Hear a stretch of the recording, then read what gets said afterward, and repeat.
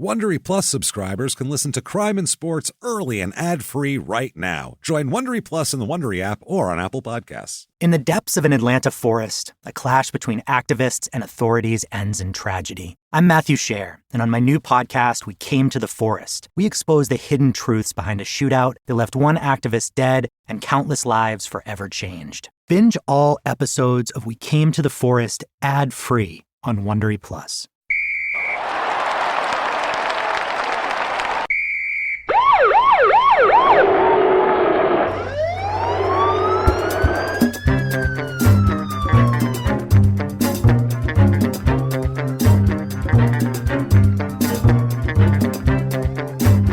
Hello and welcome to Crime and Sports. Yay! Yay, indeed, Jimmy. Hey, indeed. My name is James Pietragallo. I'm here with my co-host. I'm Jimmie Whisman. Man, you are excited today. I'm jacked up, man. You jumped the yay even. That's how jacked you are. Fringing hard. For good reason, too, because we have a crazy-ass story in front of us. Kind of a non-traditional story. Yeah, normally it's just like kind of a... we have a certain pattern, but this is kind of weird. This is a weird one, and it's wild. It's a famous guy who you know for not his sports, which is we'd hardly ever have that thing. Yeah. Most everyone has seen this man. It's one of those things. Everybody knows him, but you don't know any of his past or anything about him, which is amazing. We'll get into that in just a second. But before we do, I have to thank everyone for the reviews this week. And please, if you haven't done it yet, 5 stars on Apple Podcasts helps a lot. Why? Yeah. Who the hell knows? But they help a lot. I don't know. It's a question. Helps drive you up the charts for some reason. So get on that if you haven't. Give us 5 stars. It doesn't matter what you say. We don't care. It's not for our egos. It's just for business. Words can't fix us. Yeah, words can't fix us. Head over to shutupandgivememurder.com today, right now, for your tickets to the virtual live show, January the 29th, 2021, coming up very soon. Yeah. It is we're a full small town murder episode, real episode like we would do on the road in a theater with the visuals and the microphones. It'll sound great. It'll look great. And it's available for 72 hours afterwards as well. Right. So get on that. Shutupandgivememurder.com, January the 29th. I am so excited for that. Also, you can get all of your merch there. Yeah. And if you haven't listened to Small Town Murder, by the way, I should mention that. You should probably do that. How are you doing? Yeah. If you like this, you'll like that. Trust me. Yeah. It's less sports, obviously, but definitely the mayhem and the craziness. On the off chance you haven't heard it, listen to last week. Yeah. It's absurd. You really, that's a great place to start. You won't believe that that's real. Absolutely. Check that out. I also listened to P.S. I Hate This Movie, where I had to watch the second Twilight this week, and my head almost exploded. Yeah. Installment 2. Werewolves and their shirts exploded off of it. It's insane. So watch that. Check all that out. That's real. Yeah. Also, Patreon. You are going to get good stuff on Patreon this week. It's patreon.com/crime-and-sports, by the way. On Crime and Sports' Patreon this week we are going to look into just a comical look into a mess. We're going to look into the UWF and Herb Abrams, the wrestling organization that this guy tried to start, and he was just a disaster of a mess of a human being. Where was he? And he died in down south? All over the place. It's a Florida and it's a disaster though. Basically, it was on television, and it was on ESPN Classic a few years ago too. And he would get like all the old, kind of not old, but guys who just got released from WWF at the time, and then he would hire them. Smart business move. And it didn't work at all. Heat, right? Yeah, no, it didn't work at all. And it didn't work. He was a terrible businessman, loved drugs and sex and weird stuff, and died in one of the craziest ways we'll ever talk. Absolutely nuts. I can't wait. And then on Small Town Murders, which you'll get access to if you're a patron here as well, we are going to do the worst small town reviews in America that I can find. Which is people just trashing places, which will be hilarious. That's going to be good stuff. Likely residents, so stow it. That's what's great. Patreon.com/crime-and-sports. You can get all of that right there. And also, you'll be a producer. Jimmie will mispronounce your name at the end of the show. And if you just want to be a producer and have good karma and be an excellent person, you can go to PayPal, use our email address, crime-and-sports, crime-and-sports@gmail.com. That's the one. Right. And you can do that. So thank you so much. That said, let's get into this right now. Okay. Let's do it. Yeah. Let's get into this. Leonardo Passifaro. Oh. You know who that is? No. No, absolutely not. Leonardo Passifaro. Is that the turtle's real last name? That's this. Maybe. Blue bandana? This, better known as Lenny Montana in his life. That's his screen name and also his ring name because he's a wrestler and an actor. And you know him as an actor. Okay. You don't know him as a wrestler probably unless you're at least 75, 80 years old because he wrestled in the 50s back then. Or unless you're like Jim Cornette, some kind of crazy wrestling historian that knows like everybody from every era of time. Yeah, so most people, though, don't know this guy from wrestling. They do know him from his movie appearance, which was one of the most famous in the history of film, as we'll talk about. Well, I'm not going to spoil it now. Okay. If you're not, some people have to like Google everything and ruin the whole episode for themselves, which I'm like, why would you destroy why wouldn't you just... Do you want to be surprised? Sit tight. Do you want to be surprised? Put your thumbs in your pockets. I Google immediately. Why? Why would you do that? Put a Chinese thumb trap on and sit still. It's so strange. It's like being in line at a movie theater, seeing people come out and going, tell me the ending. Tell me the ending. Like, you're going in to watch it. You don't want to see it for yourself? What happened? Does he get her back? Get the girl? Does he get her? No. Oh, they cut her head. Oh, boy. Oh, my. That's very violent. I can't wait to see that. Maybe I'll see something else then. See, then you ruin the whole thing. So we'll talk about that, though. Reading reviews beyond the spoilers? Sit tight. Don't do it. God damn it. Relax. So this man is born March 13th, 1926. So definitely an older gentleman. Yeah. And that's what makes this episode so interesting because we've never really talked about 50s wrestling, which is kind of funny. The man would be 94 right now. Yeah, he would be if he was alive. Okay. Maybe he is. We don't know. Stop Googling. He could be. Is he alive? Is he not alive? We'll Put find it back out. in your pocket. We'll find out. Later on Dateline. He's born in Brooklyn, New York. Yeah. And he's a big New York guinea. And big is an understatement. He grows to be, and for back then, this is an absolute monster of a bird. Back then, if you were 6'1", you were considered a giant back then. Like, oh, he's a big 6-foot guy. He's a big guy. Or you're in my world and you still are. Yeah, but a lot of people are, 6 foot now, you know? Yeah, I see a lot of people ducking to get in rooms. It must be nice, motherfucker. It's still uncommon. Yeah. Because I always think, like, why can't I fit anywhere? Yeah. And why is nothing made for me, size-wise? Yeah. Well, then I looked it up, and basically 6'4" and above is 1% of the population. Is it really? Because there's no market for it, that's why. Unless, it's like some custom NBA player shit. But if you're just tall and poor, you're really screwed. You're really shit out of luck. Well, there's very few of those. Hi. Yeah. How you doing? In the grand scheme of things, nice to meet you. I'll bet you the population of 6'4" and above, the majority of them are successful. Like in terms of like, there is a thing when they probably study pretty fucking wealthy. You don't see a lot of tall homeless ever. It's a weird I've thing. I've never seen a man on an off ramp. I'm sure there is, but you don't see it as much. There is, and it's a psychological. When they do studies, there is correspondence between believability and like when they have speakers come trust. in, and they have them of different. Yeah, the big guy, you always believe him. Yeah, if someone's tall, they go, "Oh, I believed him more. Is more authoritative." Even if he was a less good speaker than somebody else, they just believed him more because they were taller. It's a weird. We're still like animals, though. That's in that way. Like it's just an instinct. You literally look up to them, and that is something in your head. It's a weird thing. It's a psychosis thing, and it's good because like if I'm doing stand up and I'm on stage, I feel pretty big. You know what I mean? Like the stage is already lifted and you're big. So it's you feel, it's pretty good. Meanwhile, I'm now eye to eye with these people. You're liking the stage.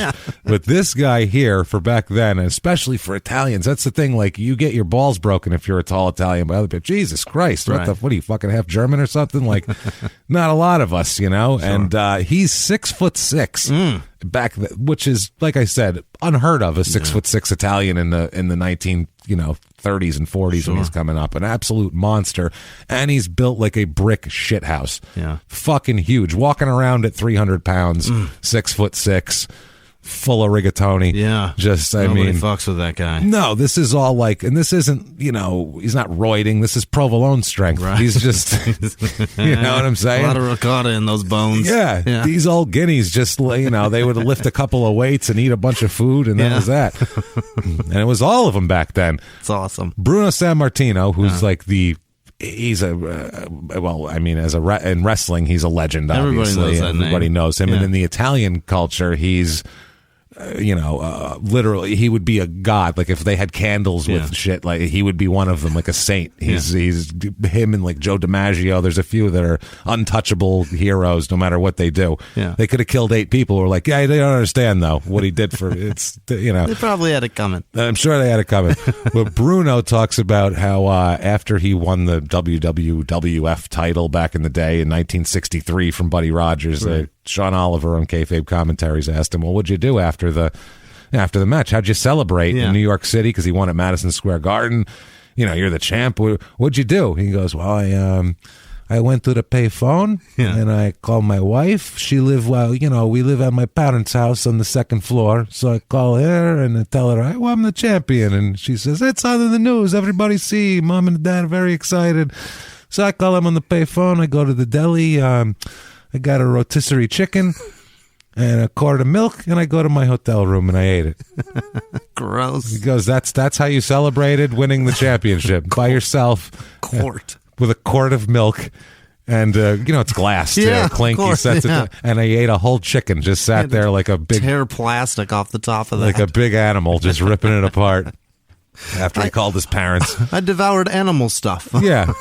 This is myself. Different kind of lifestyle for food-wise back then. So. Quart is the most disgusting measurement of anything. I don't want a quart of much. No, there isn't a lot of... I don't want a quart of booze. I don't want a quart of milk. I don't want a quart of blood. Ice cream. Nothing a quart. Stop measuring in quarts. Which is strange because I'll eat a pint of ice cream sounds fine. Where sounds you delicious. Give pints of blood, which is there's the exact measurement of blood, and that's fine though. Because there's, chocolate. But I feel like a quart of blood is like a measurement for so much blood for cooking or something. Yeah, that's disgusting. You add a quart, like it's like a soup stock. Right. Yeah, I got to add a quart of that to your chicken to get the flavor out. It really feels gross. It does feel gross. And every time I hear quart in a measurement, it's somebody getting a quart of vodka or, a quart of vodka. A quart. Do they sell booze in quarts? Yeah, fuck yeah. Is it quarts? I thought it was I think a fifth. Liters. I think a fifth is a quart. I might be wrong. Okay, that might be a little way grosser. Yeah. A quart sounds like there's like a fart undertone to quart. You know what I'm saying? Yeah. It's the RT. It's the RT measurement that makes it gross. Quart. I think. You know what I mean? It's like there's a definite farty nature to it. Whereas a pint sounds cute. A pint sounds like, as you say pint, you almost lift your hand up in a cheersing, in a salute. Like a pint. Whereas you got quart, you gotta like lift your leg. Quart. I don't want to burn it right into the chair. You know what I mean? It's gross. It's pretty gross. It's a vile word. It's gross. So he's a big guy, old Lenny Pasafaro here.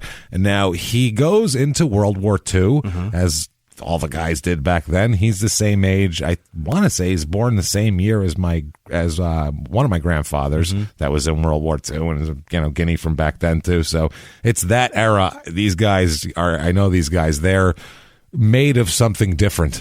These old guineas like this, they're just like they just do things and like, I don't know, I went to war for a couple of years. Like shit doesn't affect them. It's very strange. How long did World War II go? Years. But I mean, from 41 was when we got in, right? Yeah. 45. It's 45 it started. So he was probably pretty close to the end of it, right? When he went in? Yeah, probably 44ish, something like that. But I mean, big son of a bitch, this guy going into there. He ends up being a sergeant in the airborne unit in World War II. So he does some shit. Like that's airborne sergeant of whatever the fuck in World War II. He's doing some things, some crazy shit that we wouldn't want to do now. Like jumping out of planes or something. That's way beyond my realm of fucking normal. Well, I mean, you're either fighting Nazis or you were in the jungles basically in World War II. Those were your two options. That's awful. Or you were like on a boat waiting to get blown up. Nothing was good back then. It's a trifecta of fuck you. It's pretty shitty, yeah. Or you get to be in a plane that could very well be shot down. A hat trick and no. Yeah. How about none of that shit? Yeah. And that's just what, I mean, my grandfathers were in World War II. There was no, like... It's just what you did. Just everybody from that age was in World War II. So he did that. He was wounded 5 times. 5 times, this big son of a bitch. Didn't get out once? Just kept going back. He didn't mind going back. They kept sending him back. Wounded 5 times, has a Bronze Star and a Purple Heart. Sure. So Purple Heart means he took fire and rescued someone, right? Yes, Did I believe something so. under the Valor thing, yeah. Yeah. So, he's a Bronze Star. It says Bronze Star with clusters. I don't know if that matters or what that is. That's a star, but then it has like some clusters around it. I don't know if that's extra. I don't know. See, we're not. We apologize. I don't know if you just get a Bronze Star or if you do something else to get the clusters. Yeah, that's what I mean. I don't mean to be disrespectful to, because I'm sure you're wounded for Christ's sake. Both of them sound pretty valiant to me. And a Purple Heart, which seems to be... That's a big deal. That's a big deal in World War II. So this guy's a pretty ballsy guy. Yeah. We'll say he's probably brave, I would say. I would say so. 5 times if you keep going back, you're pretty brave. Now, before he got into the service, he wrestled a bit in high school. Jesus Christ, imagine having to wrestle that guy back then in the 30s. Nobody was that big. You don't lose. No, they're probably like, what the fuck is this? I mean, as for him, that's an easy choice. Yeah. There's no way anybody's going to pin me. And wait till you see, like, I'll show you later on, I found a couple pictures in the paper, because when I'm looking through old newspapers from the 50s, there's some funny shit that pops up. There's this picture of this Golden Gloves boxing team, and you're like, really? Like, that's not those men, none of them look like they could fight at all. Right. They all look like pussies, so it's very weird. So, he also Golden Glove sounds fucking impressive. It is, and it is impressive. It is. It's because great amateur boxers, come right? from Because there. it's the competition that you're fighting, but you only have to win. I think it's 3 matches to get a Golden Gloves title. That's pretty good, though. It's pretty good. 3 matches to that matter, there. right? Yeah, you have to build your way up in all the regions. 3 matches through the tournament, exactly, to win it. But to get to that tournament, it's a lot. It's pretty tough. It's a lot. He fought in the Golden Gloves as well. Did Lenny? So he can wrestle, he can fight, and he'll go back into fired for get a Purple Heart. So tough son of a bitch. He's a big tough son of a bitch that you probably wouldn't want to cross. I'd imagine, but he's not the guy you'd want to tangle with back then. Is what I'm getting at. He's not a lot of like jiu-jitsu champions walking around back then. This guy's about as tough a big son of a bitch as you're going to get. That's the American that everybody wants to imagine they are. Exactly, and about 30% of us are. 30, and that's probably at best 30. I mean, if you guy, get the fuck out of here. It was like 4% tops. I mean, of the whole country, 30% maybe are willing to do that shit. You don't think so? In terms of like defending? I don't think 30% of the country is willing to get punched in the face once. You might be right. In Golden Glove. Like that would be the end of it right there. Then might be 10%. And then we whittle away as we go down further into fighting Nazis. James, it might be 3%. That's what I mean. I think we're really whittling away up to what people are willing to do. There's probably more billionaires in this country than are willing to do that shit. People that are willing to get punched in the face and then fight Nazis. Probably That's nowadays. Amazing. Yeah, probably. So I think you're right. So he apparently couldn't get Golden Gloves. He had a problem because they couldn't find him opponents. Yeah, it'd be tough to find somebody that's 6'4" and willing to fight, and is that big. He was so big that, I mean, in the weight class, it would be heavyweight, but he's outweighing a heavyweight by 100 pounds, and he's got 4 inches on him, and the guy's like, I'm not fucking fighting that guy. He's a monster. So they kind of had a hard time, so he ended up going in the service instead, which makes sense. Yeah. After the service, he kind of kicks around for a little bit, tries to figure out what to do. Yeah. It's, after the war, as a lot of guys did, there was, they'd come back and, now what? Whoa, that's a big change, and they would figure it out and, whatever. And he ends up turning to wrestling. Okay. That's his, somebody sees him and they're like, Jesus Christ, look at the size of this fucking guy. Yeah. And it's an obvious choice. He's a monster, and he's impressive. For back then, the guys weren't that big, and he probably is turned into a psychopath from all that war. He's tough. Yeah. So I mean, they say you fall down, you got to fall down, take a bump, and whatever. I've been wounded 5 times. Right. I've been punched in the face a lot. I'm good. I took 5 Nazi bullets. Yeah, I could do that so many times. Why not? So he ends up kind of coming up the ranks a little bit, and. Jesus Christ, he He has several gimmicks we'll talk about. He starts out using mainly the Zebra Kid as his gimmick. Okay, as we'll talk about at this time, there are several Zebra Kids.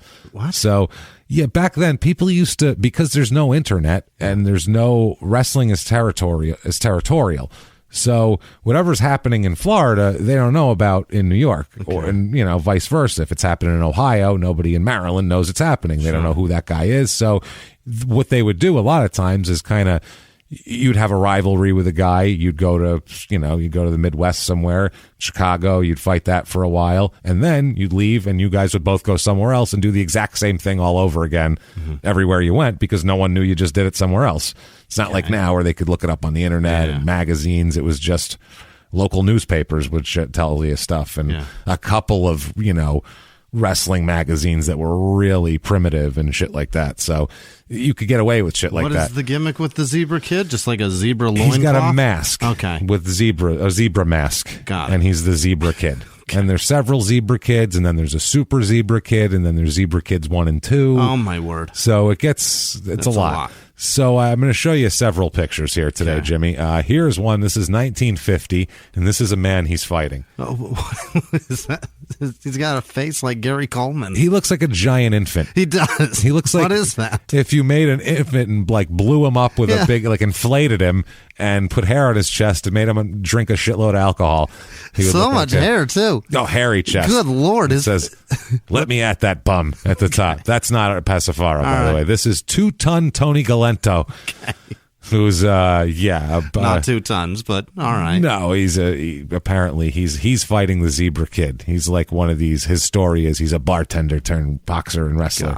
He's a tough guy. His face is terrible. Yeah, he is here, and here's the ad for it at the Armory at 8:30. 2-ton Tony Galento versus the Zebra Kid. Jesus. And you got Tom Marshall versus Dixie Dusick. Oh, and then look at that. Hope he beats her up good. I mean, what the fuck, Dixie? Why would you pick that as a dude? This fucking What guy. is that? That is the Swedish Angel. Okay. He was like a monster kind of thing. He looks like the Bat Boy from the National Enquirer. He does. He looks just like him in the face. I think that's what they modeled him off Wild. of. I think he was like before Tor Johnson. I think he was a Halloween mask as well, if I'm not mistaken here. Okay. And he got, these tag matches. Oh, Gorgeous George is on this card. Really? Holy shit, 1952. He's still going by using a last name and shit here. Tickets are $1 or $1.50 for the good seats here, which is seems like a deal. That sounds awesome. I go see that.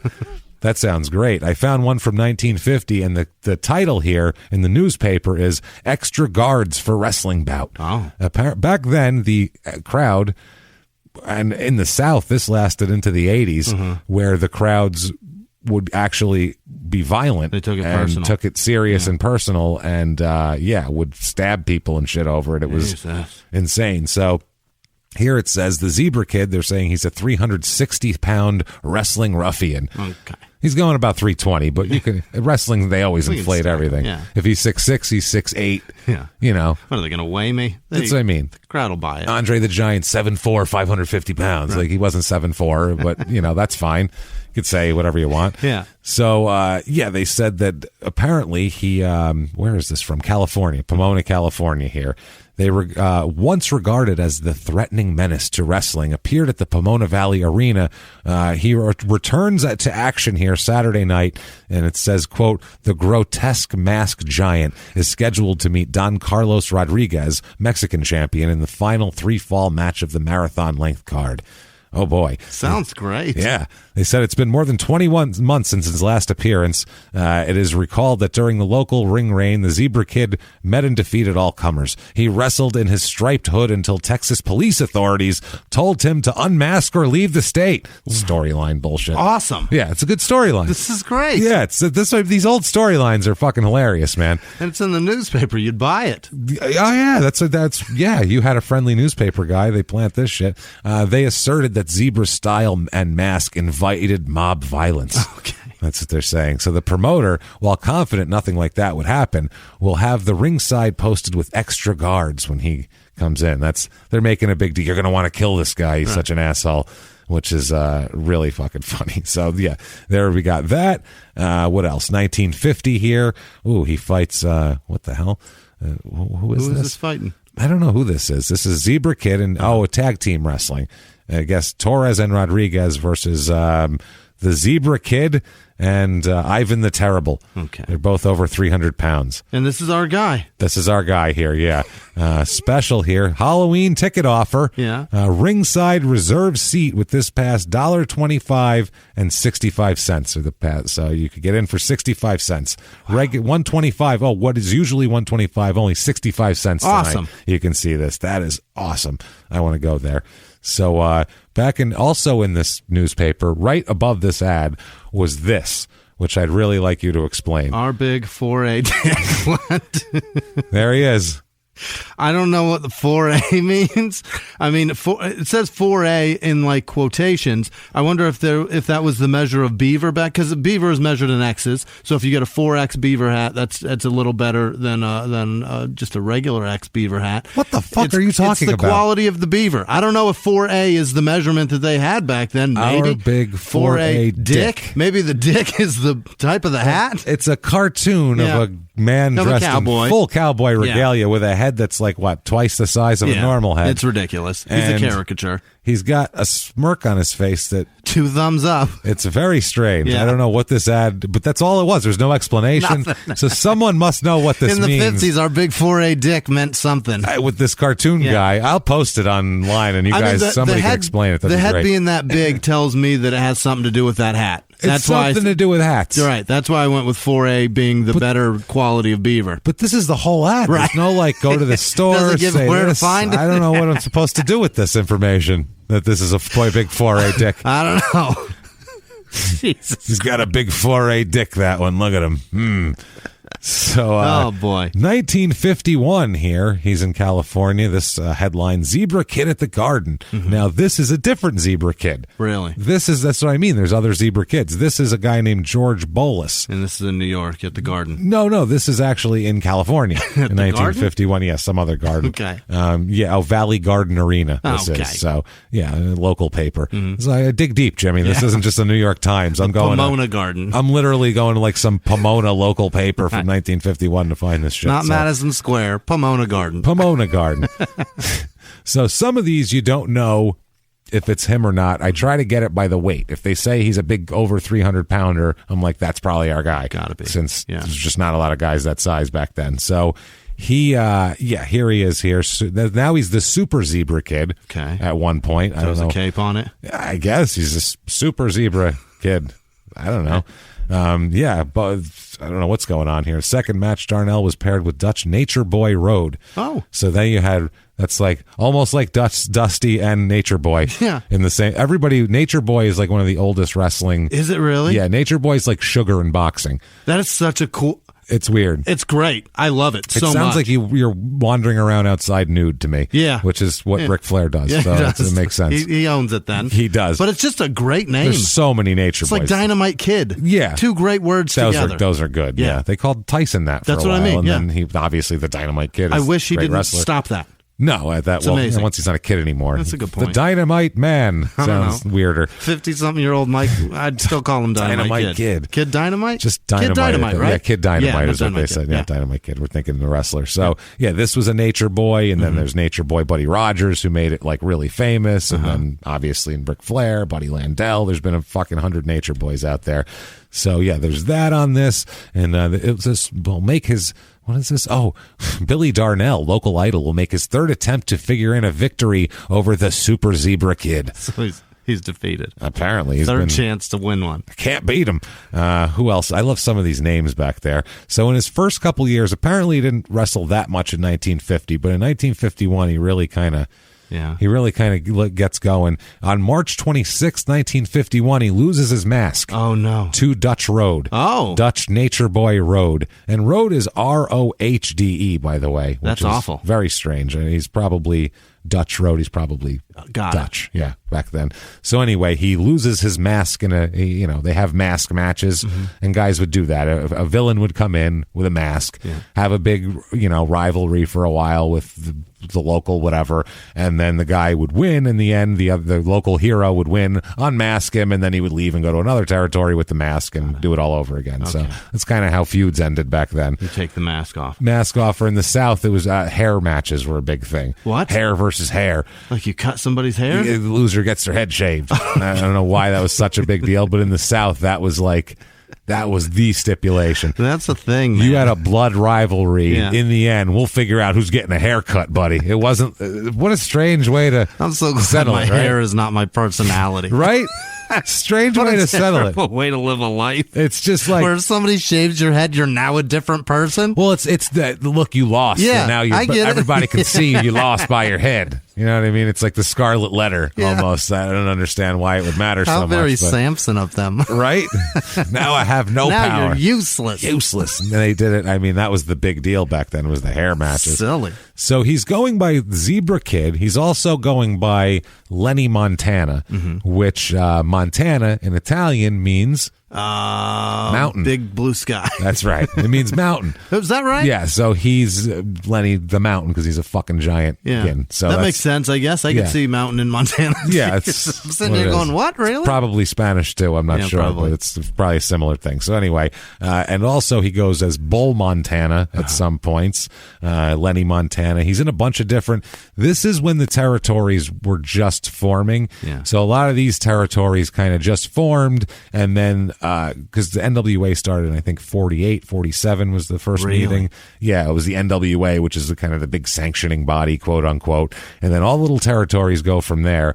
And between now and 1960, the territories start, they die, someone takes them over, they change the name, so they change a lot. And then once kind of 1960 comes around, you kind of have your kind of locked in territories where Verne Gagne is going to run Minnesota till it dies, and the Goulises are going to run this territory till it dies, and the Fullers are going to run here, and all the different territories are going to be run by the Von Erichs in Texas. But this is kind of when all these things are cementing. Did Minnesota have that much of a wrestling culture? Absolutely. Really? Yeah, Verne Gagne was... From like town to town? Well, Verne Gagne was high school and college wrestling in the Midwest is very popular. Amateur wrestling is a big deal back there. And Verne Gagne was a huge amateur wrestler, big star, like AAU champion, national champion at the University of Minnesota. Awesome. And then he was on the Olympic team as well, so that made him, in the newspaper big. And then he was career forever. Drafted by the Green Bay Packers to play football as well, was a Marine Corps World War II guy. So, I mean, he was like Mr. Mid-America tough Man's guy. Man, yeah. And so, he went around and became a big star, went out and became a big star all over the country for a few years to where he was like a national star. Right. And then because it was on national television for a few years there. Yeah. And then he took that and brought it back to Minnesota. And just stayed. Bought out the territory there, made it the AWA, and that's homesteaded it. And that's fascinating. And that's what the guys used to do back then. In the 50s, this is when all the bosses of the 60s, 70s, and 80s, this is when they were still wrestling, most of them, and this is when they were becoming big stars so they could buy their territory. You're going to get Fritz Von Erich's a big star at this point. I can see that in Texas because it's a big fucking state. You can go from El Paso to Austin, and everything's different. Corpus Christi. There's so many towns in Texas. Minnesota, to work that was really working because they would do in the winter time, which is when it was popular because indoor sports there are popular in the winter. So there they would have they'd go from Minnesota, they'd go to North Dakota, Winnipeg. Got it. That was their just loop. In that general Chicago, all that. Then they spread out to Denver, Salt Lake City, San Francisco. They kind of made it. If they're just doing Minnesota, that seems exhausting. Yeah, it feels like you'd Wisconsin, find the bottom of that pit. Yeah, but I mean, you're just doing all these little towns a lot. All Midwest. Yeah, because it wasn't just cities. They did all these little towns every night. That was good God. How in the 1980s, a rosé swept the country. Hey, Mike, I really like this White Zinfandel. Well, good. Now put it down. I'm going to try another one. White Zin became America's top-selling wine. But most don't know that this sweet drink has a sour history. What began in 1986 with counterfeit bottles. A big fraud, a multi-million-dollar fraud.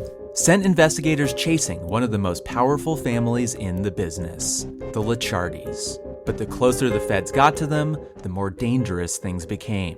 It's a story of deceit. At the time, I was paranoid. Threats. You touch my kids, I will kill you. And murder. With a .22 caliber bullet to the head. What started with a scheme to mislabel wine spilled into a blood-soaked battle for succession. Welcome to Bloodvines. You can binge listen to Bloodvines exclusively and ad-free on Wondery Plus. Join Wondery Plus in the Wondery app, Apple Podcasts, or Spotify. A few miles from the glass spires of Midtown Atlanta lies the South River Forest. In 2021 and 2022, the woods became a home to activists from all over the country who gathered to stop the nearby construction of a massive new police training facility, nicknamed Cop City. At approximately 9 o'clock this morning, as law enforcement was moving through various sectors of the property, an individual, without warning, shot a Georgia State Patrol trooper. This is We Came to the Forest, a story about resistance. The abolitionist mission isn't done until every prison is empty and shut down. Love and fellowship.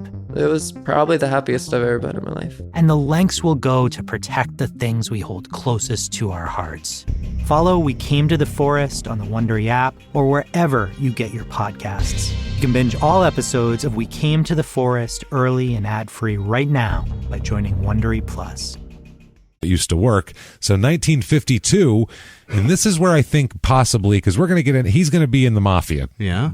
Our guy here. An Lenny. actual mob? And he's going to be in the mafia, actual mafia here.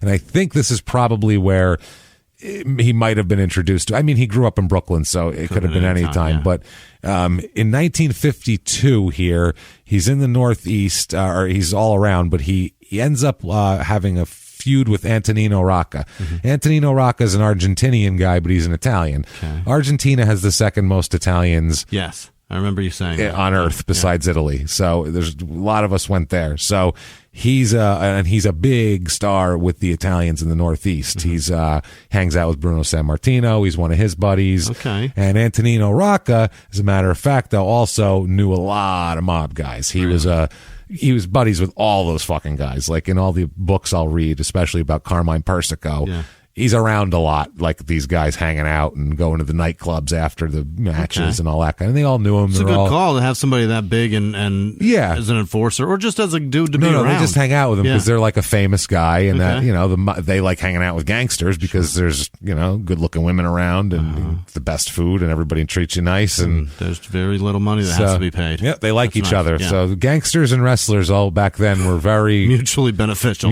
They loved each other. Yeah, absolutely. So he loses his mask to Antonino Rocca in 1952, and then the next month loses it to him again. Oh, so they did that, went somewhere else then, and lost the mask again. So as long as it was far enough away so the newspaper doesn't cross, you're fine. That's how it works. You could just do it fucking 3 towns over. What a job. Isn't that wild? Unbelievable. What a job. Who else would go say something, stand up in front of people, say something just happened to them, and then go to the next town the next night and say the same fucking story and say it just happened to him there. You're not going to believe this. And expect, who else would do that? I wonder. What a weird job. What a weird job. That's what I mean. Every time we do a wrestling episode, it comes up, but it's fucking comedy. It's so weird. Every headliner coming through going, I got a story. What's the shit part of town? Yep. Hey, what's the part of town everyone makes fun of here? Yeah, that's it. Apache Junction, okay. And then they fucking got it. Thanks. Like the Indians? That's weird. And then they say the joke and they get a laugh and they go, thanks. That's right. I did your job for you. You're welcome. Yeah, nice research. You could have just Googled it. Yeah, no shit. Every town's probably got that, right?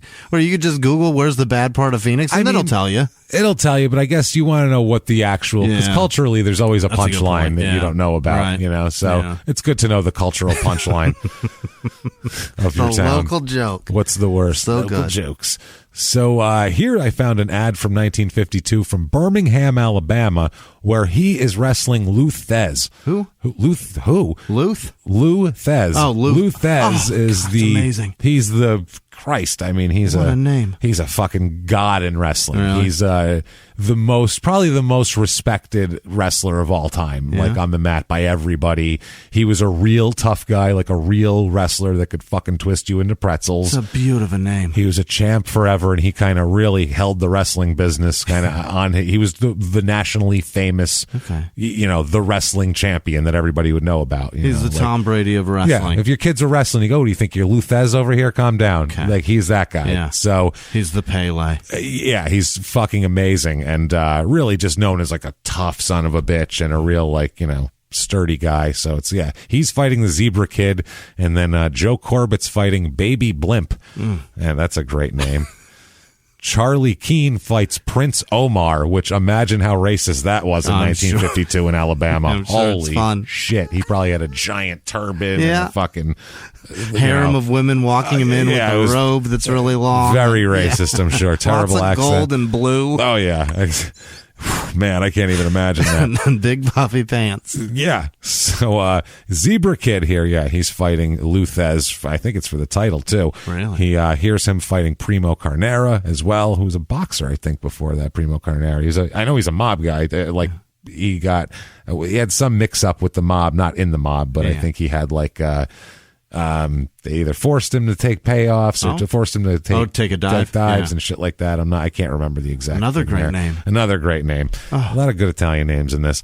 Now, 1953, I find he's in Hawaii. Over there. They, like I said, for a bad guy like this, 6 months in a territory and you're out, and you go to the next territory. So he's in 1953. He's in Honolulu here, fighting Sandar Sabzo. Wow. Okay. And apparently they're touting the return of one of the great mat veterans when Sandar Sabzo, whose professional career dates back to the early 30s. In other words, he's an old fart at this point, tangles with a powerful youngster, the Zebra Kid.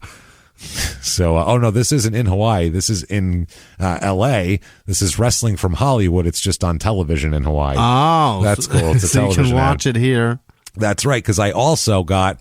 From right below that, I got the Hawaiian television schedule for June. The TV guide? The TV guide for, it is here, for June 20th, 1953. Oh, my. This is the schedule here. Can I guess one? There's got to be a Gilligan's Island on, right? 1953. Wasn't that on that then? was 1967, I think. Was it that late? Yeah, it was in color, Jimmy. 1953. It was in black and white. For the beginning of it, then it went to color. 1953, there's barely TV. Okay. 1953 is like... It's on the cusp. Yeah. Everybody wants a TV, but it's still not everybody has a TV. Yeah. And Bandstand didn't start till the 60s either, right?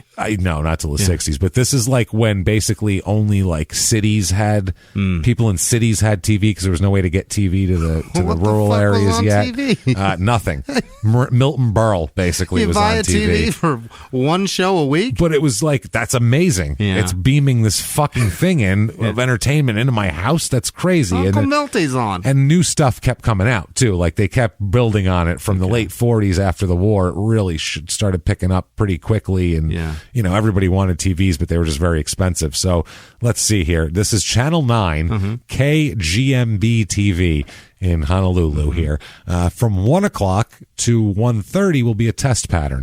So, look for that. That's going to be good. Look for the colors. Yeah, 1:30, Kukla Fran is on. Kukla Comp, so Fran Kukla is on. Okay. Don't know who that is.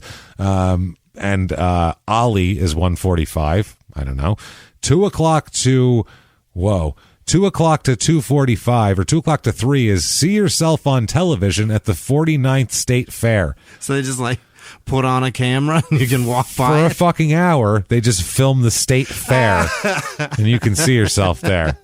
That's wild. That's horrible. This is what TV was. 3 o'clock to 3:30 is Candid Camera, which that's how old fucking Candid Camera is. Really? It's literally one of the first shows that was on television. Who was that? Steve Allen? I don't even think it was him in 53 because I don't think Steve Allen was on TV till The Tonight Show in 55 or some shit, 56.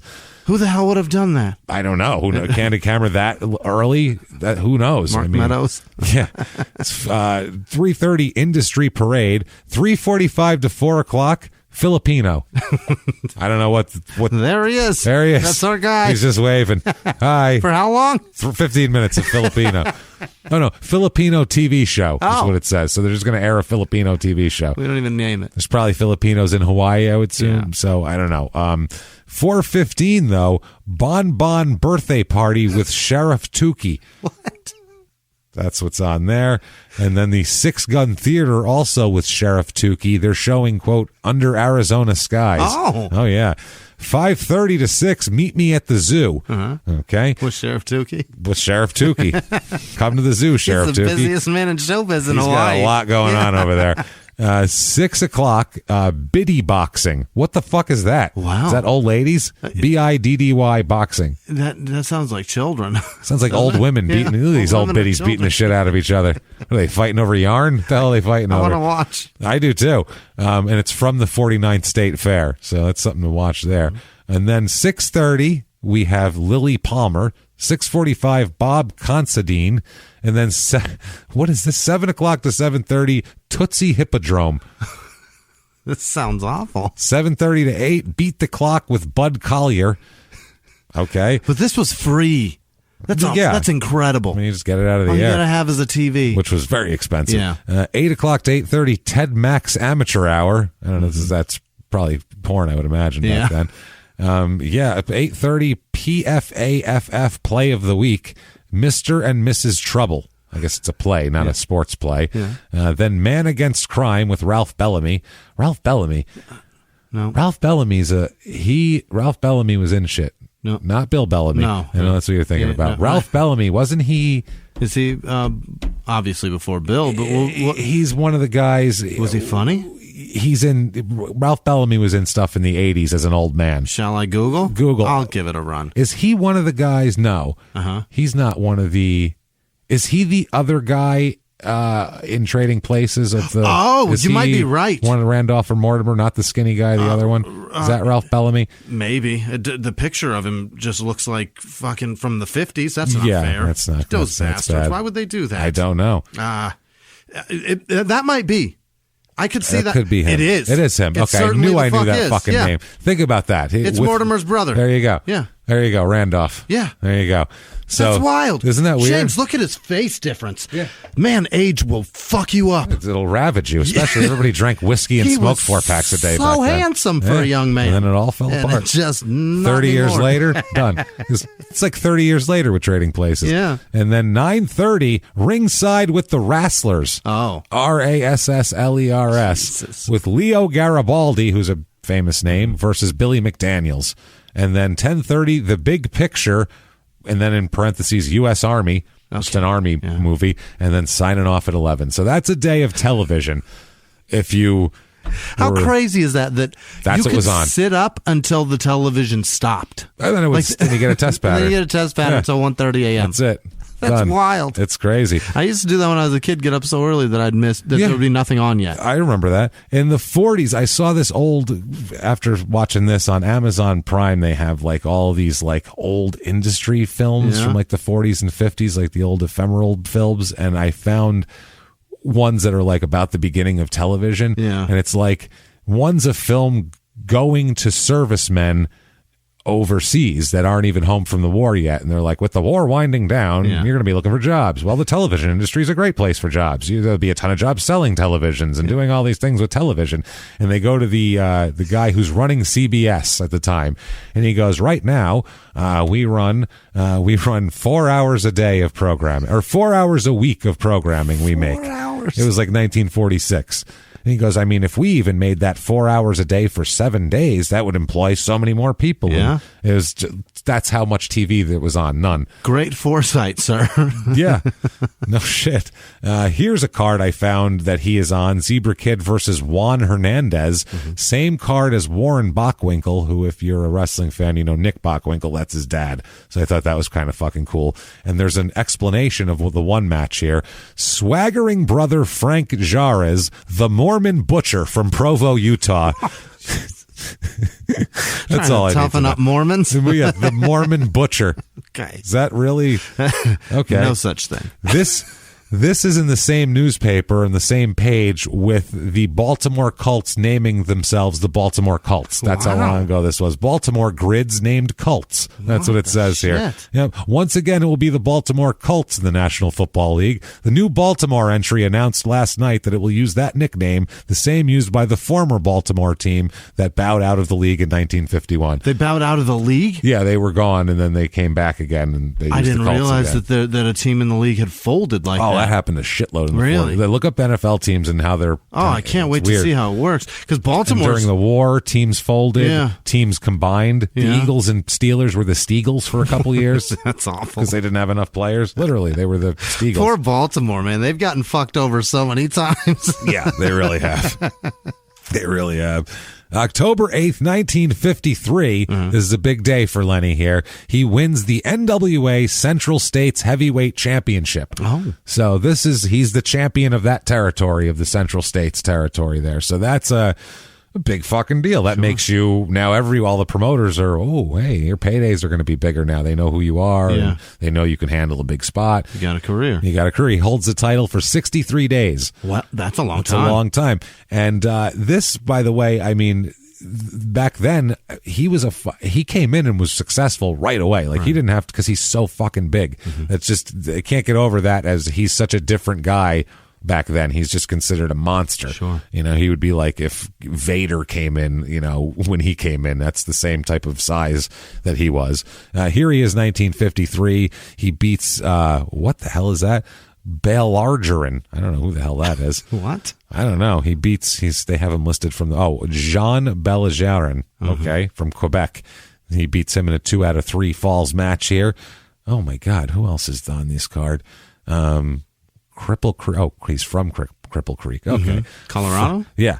Frank Buffalo Bill Murdoch. Yeah. Oh, it's fucking Bill Murdoch. Yeah. Holy shit, from Waxahachie, Texas. It's fucking Wild Bill Murdoch. Oh my God. It's from Bill Waxahachie. Waxahachie, Texas. That's Wild Bill Murdoch. Dude, okay. Bill Murdoch is a fucking wrestling legend again. He's a big deal, James. This is like, he has to be just starting out. He's Buffalo Bill Murdoch, which I'd never heard him called that before. He's Frank Buffalo Bill Murdoch, so he's not even going by. But if you're from Waxahachie, Texas, you better take a cowboy name. Is it his brother, maybe or something? I'm not even sure. He's Murdoch's a crazy guy, known as a wild, fun guy and everything, but also super racist and hung out with Klansmen. Dusty Rhodes told the story when they were tag team partners of him. Dick Murdoch drove him in his truck out to somewhere, and they showed up, and he goes, "What the hell's going on?" A bunch of people in Klan outfits, and it's a goddamn Klan rally. He's like, "Oh, we're going to hang out with these guys. They're good guys." And he goes, "I'm fucking Dusty Rhodes. I can't be at a goddamn Klan rally. What the fuck are you doing, man? Get me the fuck out of here. I can't be seen here. Get me the fuck out of here. I don't want to hang out with these people." And so, sorry, and drove him out of there. Wow. Never assume that people will do that. Never assume someone wants to hang out with Klansmen, usually. So, very, very strange. That's a you thing. Yes, exactly. So, 1955, he's wrestling as the Masked Gentleman Geek. Okay. Okay. He loses his mask at 55 on May 5th to Bobo Brazil, who's a fucking legend. He's one of the first black superstar of that lasted for decades and everything. There was a bunch more guys back then, but he was the first guy. He was a real big guy, and everybody liked Bobo Brazil. This is in the same newspaper as an article talking about, quote, Mickey Mouse Club Daily Children's Show to open this week. So this is the opening of the Mickey Mouse Club. And it says, quote, a new Walt Disney production, the Mickey Mouse Club, will open tomorrow at 5 o'clock. That's how hilarious is that? You're going to want to be in that. Yep. And so there's that. And he's wrestling all through here as Bull Montana, Lenny Montana, Zebra Kid. He also wrestles under Lenny the Bull Montana and Chief Chickawicki. Oh, boy. Yes. Chief Chickawicki. An Indian gimmick. Wow. Now, this is where we kind of have to talk about Italians were the automatic Indians back closest. then. That's who played Indians in movies. That's who played the Native American roles. Went to Italian people back then. That's wild. It's very strange. He plays an Indian chief wrestler. the crying guy in the ad in the 70s, the garbage. That's an Italian guy. Really? That guy is not fucking Indian. He's an Italian man. Paulo. Okay, yeah. He's an Chief J. Strongbow. Yeah. Jack Scarpa. He's an Italian guy from fucking Philly, not him. It's just I don't know what it, and it's that was a big thing back then. Remember, you're not going to remember this. Do you know who Lou Monte is by any chance? Jesus, no. You know who Dominic the Italian Christmas donkey? That sounds familiar. The Italian Christmas donkey. What is that from? Chickadee-ching. It's a fucking Christmas song, Jimmy. Oh, really? Hee-haw, hee-haw, the Italian Christmas donkey. La, la, la. Hee-haw, la, hee-haw, la, la, hee-haw. la. You don't know fucking Dominic? That's awful. What? I am so upset now. You're upset. You're upset. I'm upset. This is my fucking this is what I was brought up on. Fucking stupid Dominic, the goddamn donkey. And we're going to fucking horrible. talk about Dominic Why the did donkey. they do that to you? Is that just a traditional thing? It's what it was. It's an Italian guy, Lou Monte, and he was like he sings. There's no other Italian Christmas song, so that's what that was for the Italian kids. You had to make your own about a donkey. We made our own everything. That's the thing we're going to talk about here. Is we had to make our own because we're our own thing. So anyway, we have.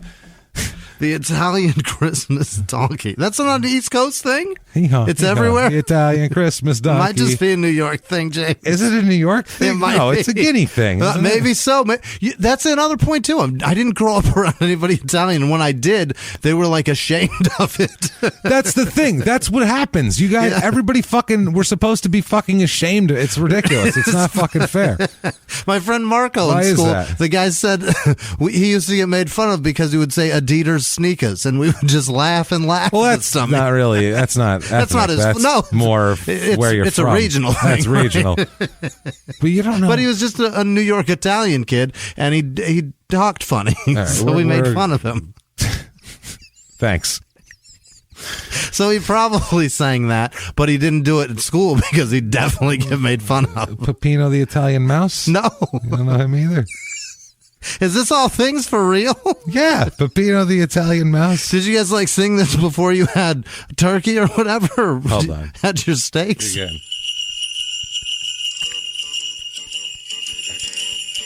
What? What? You don't know this? No. What? No. What? I don't know how much I can legally play here. Yeah. But it's less than that. It's fine, I'm sure. But that is hilarious. Dominic Stutz? No. Know this? Okay. I don't know that, but I do know Grandma got run over by a reindeer. I apologize I think deeply. the hillbilly version of that. Yes. For my. So you probably don't know about. You definitely don't know the Mr. Columbus Turn of the Ship Around. You don't know that song. No. Okay, that's one of the ones where I'm saying it's the Indian thing comes into play here. Yeah. There's a point to this where I was going. You're laughing so hard your glasses are fogged up. Really I love are. that shit. That's hilarious. So, I don't know if I'm happy for you to have something Christmas that's your donkey. own, or if I'm just terrified that that's a real song. It is. Well, this one, it was, the song is, basically, it's, Columbus is coming over. It's in the 40s. We know Columbus, whatever, but this is the 40s. It's just, what they taught you. Columbus came over and discovered America or whatever. So it's about Columbus coming over and a guy on his ship who is up in the crow's nest named Luigi, who wants to go back to Italy and doesn't like it there. And they talk about something. He goes, "Please, Mr. Columbus, turn the ship around." Yeah. I want to feel my 2 feet on the ground. Why'd you tell Isabella that the world is round? Please, Mr. Columbus, to turn the ship around. Okay? Yeah. And then that's the verse. And then the next verse is they were hanging out. They drank up all the wine, or they ate the provolone and drank up all the wine. That's literally lyrics. Luigi still wants to go back, right? Then the next verse is they spot land and they see the Indians, and the Indians say something, and the Italian guy now yells something in Italian to them, and he goes, "Hey, look at this! It's great!"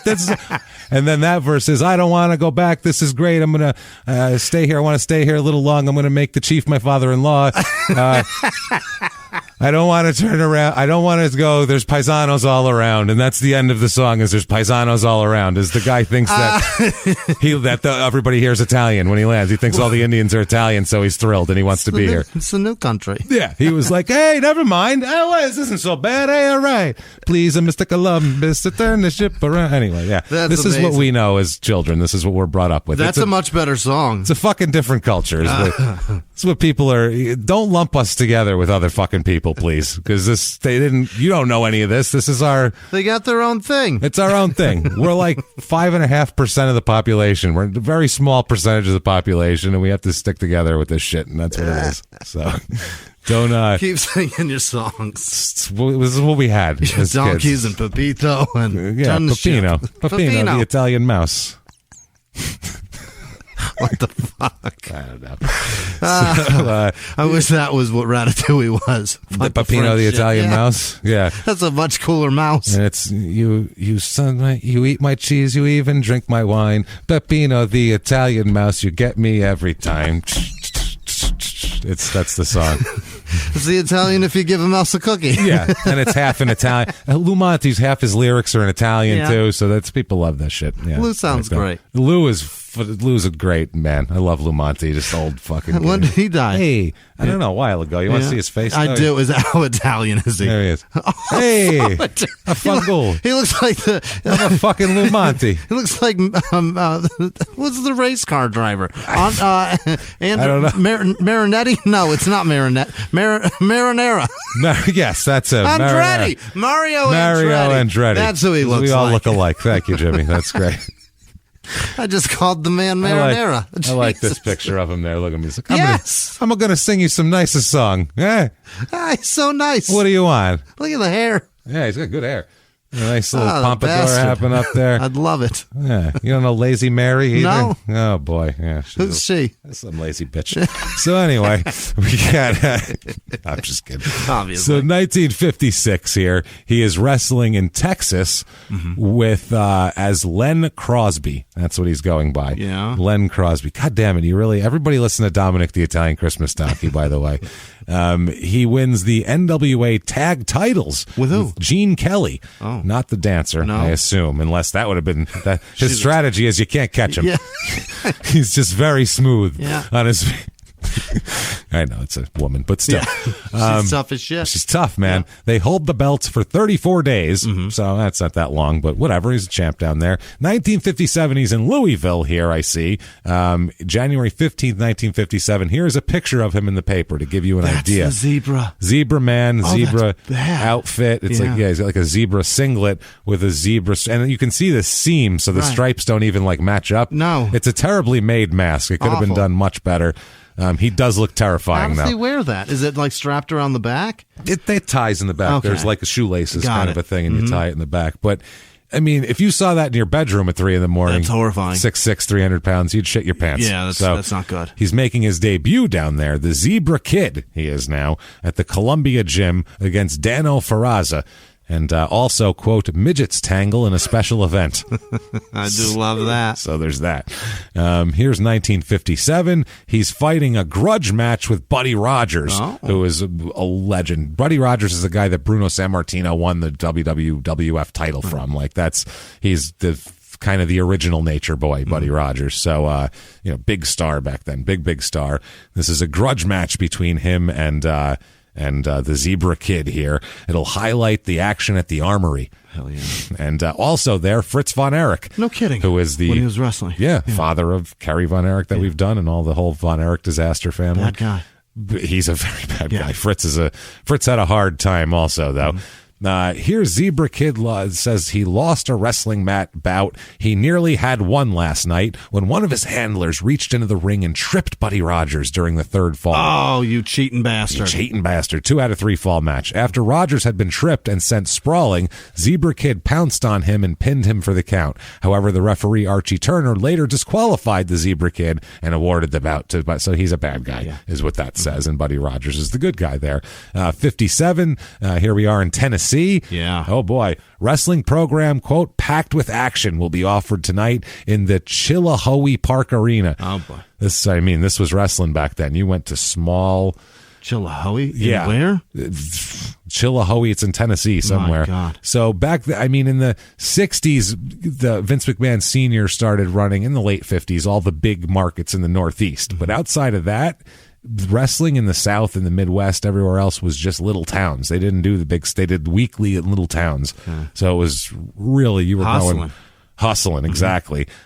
So this guy says, though, he knows how to handle the big guys. Tex Riley, when he takes on the Zebra Kid here, he says, you just get them off their feet and you take them down. That's it. And take down the Zebra Kid. Also on the card tonight, the quote, rotund Turk Ali Bey. Okay. Oh, boy. Poor fat bastard. Poor fat fuck. And then also Chief Kit Fox, the Comanche Indian. Oh, my God. Will be there as well. Sammy Stein, I'm surprised they're not calling him like, some sort of anti-Semitic thing as well. It's ridiculous. Now, from this is from Knoxville, Tennessee, in this newspaper, 1957, which seems semi-modern, but it's pre-Civil Rights Act and shit. Here's a picture. You know who that is, Jimmy? Probably not. It's hard to tell from the newspaper. Oh, is he hanging? What is he doing? Who is that? Is that Muhammad Ali? That is Willie Mays, my friend. No kidding. It's hard to see from the picture. Jimmy is not saying. No, I'm not. He's not seeing like, I don't know, Willie Mays, Muhammad Ali, same shit. No, you can't tell from the picture. I guessed it was Louisville. There you go too. It's Willie Mays playing with a baseball with a very small child, about a year and a half, who happens to be his child. And there's a nice woman sitting there watching, looking on, and he's in a kitchen somewhere. Pre-career. And no, he's a star. Willie Mays is a fucking star right now, huge star. And the title of the article is Willie Gets His House. Oh, my God. Okay? Willie Mays, San Francisco center fielder who bid for the purchase of a $37,500 home in San Francisco, was turned down because of neighborhood pressure. Oh, quote unquote. My, they didn't want a black guy moving So in. racist. Not even Willie Mays. Right. Not even just, this is what I mean. This isn't just like in San Francisco where he's the star. It's not Willie the garbage man, which it shouldn't matter anyway, obviously, but it's fucking Willie fucking Mays. Sorry, but I mean, it's Willie Mays. He's better than you, asshole. To have some local pride, he plays for your team. That's the other thing. He said he plays catch with his with 14-month-old Herbert Henderson at the home of the Tots' parents. That's Willie's wife looking on. Willie on again, off again. Negotiations for the purchase finally resulted in the sale of the house. The mayor jumped in here. Mayor Christopher noted the unfortunate incident may put San Francisco in a bad light, but he said there's no law which compels the owner of private property to sell it to another person. Mays commented, quote, "This sort of thing makes us look bad in the eyes of the world. I would like to think, this is Willie Mays talking, so he can say whatever he wants. I would like to think as a colored boy that I could buy and live wherever I want. I'd like to live in San Francisco, but I didn't want to make an issue out of it. I've never been through this sort of thing before. It sure looks bad for our country." I work here. I work here. What That's the fuck? Dude, and he's trying so hard to not be like to not on anybody's side. So then he's not. He had to play that shit. So toe the line instead of being like "fuck you," I should be able to live wherever I want. You cheer for me when I catch your goddamn fly balls and fucking hit home runs. I'm the hero then, but you don't want me to live next door to you? Fuck you, people. That's what he should have said. I'll move to fucking Oakland or something. You people suck. I don't know. So anyway, here's a match. Zebra Kid will be unmasked Tuesday night, or Stu Gibson will leave the wrestling arena with no hair. And it's a hair versus mask match. Oh, this is awesome. Yep, if this guy gets his head shaved or he loses his mask. Pretty neat there. 57, Birmingham, Alabama. Herb Welch, popular former junior heavyweight champion, and Herb Welch was a promoter forever. The Welch is a huge wrestling family there. And another match with the Zebra Kid, the Masked Wild Man. Also in this, Nick Goulis, Roy Welch. These are all promoters. They were in there. So he's going to fight them. This is an unmasking thing. They want his mask, blah, blah, blah. 1958 here. How long did that work? Forever. It still worked. It worked till in Mexico. It still works. It's still a big deal. I guess I want to see Rey Mysterio's face. Well, you have. Yeah. But I mean, he I looks want like him a little boy. I want him unmasked as Rey Mysterio. You know what I mean? But I don't know this is the thing with unmasking back then. What do they think he was going to be? Right. That's, it would be some guy you don't recognize. Right. What do you think? He took his mask off. Holy shit, it's Milton Berle? I mean, no, it's, is that Ricky Ricardo? It's not going to be a famous you don't know who guy. it is. But it would be kind of cool if he's unmasked and he looks like Deadpool. Just like a fucking mess under there. That's what I think they're hoping for here. So Darth Vader's face. Yeah, everybody wants the mask, man. That's crazy. They all want it. So here he wins another title here. Terror and Zebra Kid Cop Wrestling Crown. This is in Baltimore. It says the Golden Terror, who I tried to figure out who that was, but there's like 8 guys that went as that, so I couldn't. And the Zebra Kid won the state team wrestling championship last night in the Coliseum, taking 2 out of 3 falls. Ooh, so he's a champ there again. Yeah. 1959. He's in, I think this is Connecticut. He's going against Mark Lewin, who fucking Mark Lewin was around in the early 80s in Florida with Kevin Sullivan and shit still. He was later on. And Don Curtis, who I believe that's what King Curtis Iakea went as. I'm not sure. I think that's Mark Curtis from Dateline's dad. I think it is, probably. He's a big wrestler there. This show is to benefit the Easter Seal Crippled Children campaign. So we'll get into that. Don't worry, we're giving you money. We can call you what we want. It's fine. You like that? You like walking, so shut the fuck up and take our money. We're going to get you some crutches. That's it. Hey, you're that good with you. We're going to work for crutches for all of you. How's that? I'm going to go out there and hurt myself for crutches.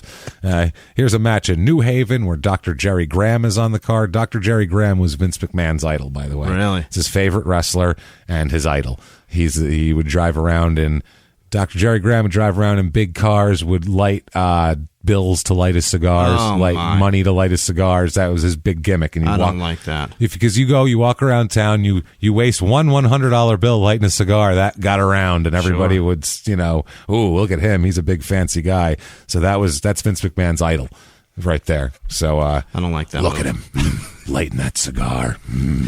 I realize that's what broke people say, but I don't like that move. I want to light my cigar with $100 bill. It's crazy. Look at him. Wonder what he would look like with overalls. What kind of piss right in the mouth of a guy that parks your car is that? You know what I mean? You could have just given him 2 of those and made his fucking week. Instead, you give him 1 and then light your cigar. You fucking selfish prick. That's how it was. Too. It was just trying to make a name. That was like Ted DiBiase, the $1 Million Man. That's why that was Vince McMahon's idea. Ted DiBiase would, make people grovel for money and all that kind of shit. That's where he got it from, was Jerry Graham lighting the cigar with $100 bills. Something. But I mean, that's the idea. It pissed people off, and he knew that. So he was smart. Me so mad to recognize. I know. That's what I mean. I'm not even saying it works. I just hear about it, and it makes me fucking mad. And you want to buy a ticket to watch him get beat up, don't you? There you go. It works. See him get the shit kicked there out. You go. And wrestling, that's why there's been wrestling for 100 years. There you go, everybody. Behind the closed doors of government offices and military compounds, there are hidden stories and buried secrets from the darkest corners of history. From covert experiments pushing the boundaries of science to operations so secretive they were barely whispered about. Each week, on Redacted, Declassified Mysteries, we pull back the curtain on these hidden histories. 100% true and verifiable stories that expose the shadowy underbelly of power. Consider Operation Paperclip, where former Nazi scientists were brought to America after World War II, not as prisoners, but as assets to advance U.S. intelligence during the Cold War. These aren't just old conspiracy theories. They're thoroughly investigated accounts that reveal the uncomfortable truths still shaping our world today. The stories are real. The secrets are shocking. Follow Redacted, Declassified Mysteries on the WWII app or wherever you get your podcasts. You can listen to Redacted early and ad-free right now on WWII Plus. Have you ever gotten a message out of the blue? Maybe you ignore them. Or maybe you end up in conversation. Maybe they tell you about an amazing offer. I can really show you how to make some money. And maybe that gets you into a lot of trouble. But this isn't a story about people like you, the people receiving these messages. This is a story about the people behind the messages, on the other end of the line. Thousands of them, working in a micro-city built for scammers. From WWII, the makers of Dr. Death and Kill List, comes Scam Factory, a new series about survival at the expense of others. Follow Scam Factory on the WWII app or wherever you get your podcasts. You can listen to Scam Factory early and ad-free right now by joining WWII Plus in the WWII app or on Apple Podcasts. Orcs. Also, the Sheik, who is the Sheik, not Iron Sheik, the Sheik from Michigan up there, the original Sheik. Yeah. It's like the beginning of that. Also on this card, what is it? Oh, wow. Happy Humphrey, a 750-pound Georgian, and Haystack Calhoun, who's 601 pounds as well. So they're having... Okay. Big fits. It's fat night that night in Arkansas. This was before there was a TV and my big fat 800-pound life wasn't on. Exactly. You had to do something. No shit. So during this time, he says that there are some acting roles available for him here and there.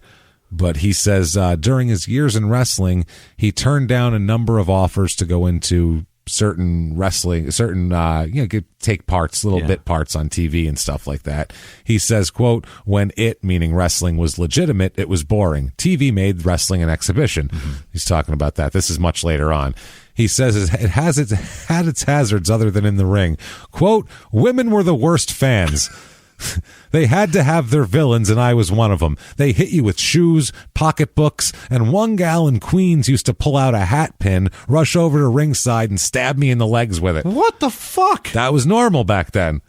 Wow. Women would beat you on the way. People would hit you with things, and there was no fucking 8 cops on each side. There wasn't even barricades like there is now. Literally, there would be a little string rope to tell you where to stand, but there was no barricade. There was nobody protecting you. Yeah, guys got stabbed all the time back then. That was insanely common to get stabbed back then. In the legs. One lady who used to do it, like it happened more than once. They let her back in. It's frequent. After she stabbed the guy.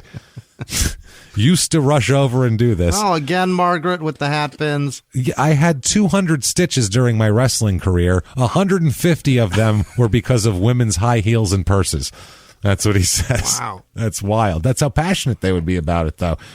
Is that bad, or is that bad? They were into it. Yeah. I mean, it's ridiculous that they were too dumb to realize that they shouldn't, take a violence upon people who are putting on a show for them, obviously, but credit where at least they're into it. They're buying tickets. Thank you for loving what we do. That's what I mean. So much that you're willing to fight for it. Yeah, that just means that you're doing your job, though. If you're a villain, that means that you're a fucking good villain. People want to stab you. If you weren't a good villain, they just wouldn't care about you. They'd be like, fuck that guy. But they're like, I hate that guy. He did that thing to that guy I love. Right. That means you're doing a good job. Thank you all for standing and cheering for this rather than stabbing us. Yeah, nobody stab us with hat pins to show your affection, please. I don't appreciate that. I don't either. So May 31st, 1960, he is wrestling as Len Crosby again. He wins the NWA World Tag Team titles, which is a big deal. I mean, that's the main body, not a regional one. It's this time with Fred Astaire. The whole deal. Yes, actually with Fred Astaire. This is with Joe Christie. He wins. October 4th, 1960. He's in the AWA now. This is Verne Gagne, who we've talked about a lot. And Verne Gagne, this is AWA. He took it over in like 57-ish, I think. So this is like first couple years of the AWA. And he wins the AWA tag team belts here with Hard-Boiled Haggerty as his partner. Better known as Ginger Rogers. Ginger Rogers, yes. Hard-boiled Ginger Rogers. You know how it is with Ginger Rogers. She got rugged at the end. She wasn't fucking around anymore. Called her hard-boiled. Hard-boiled. She's hard-boiled. They got hard more than they got soft. No shit. It stayed up. Yeah, so they hold the belts for 165 days. Wow. Which is a long time. That's 6 months. Yeah, but Lenny isn't around for that whole time. He goes and then comes back again because right around that time he's in a match with Verne Gagne and breaks his leg. Oh no. So that's a problem, obviously, for a big giant guy like that especially. He breaks his leg. He's never the same after this again, like athletically, broken leg for a big dude like that. And he's not 22 years old at this point too. You think about it, he's in his mid-30s too. So you break a leg and you're 300 pounds and you heal and you have war wounds and everything else. You're not that spry anymore. A, you don't heal fast, and B, you don't heal right. Yeah. Like, I got scars that I nick myself now. It takes me 3 weeks to heal. Oh, yeah, it's going to bleed. Crazy. When I was a kid, I'd scrape my knee or my elbow, and 2 days later, it's done. You could watch it heal like Terminator 2. It just, exactly. it just, your skin. Just close back up. Oh, wow, look at that. Great. By bed. No more. Yeah.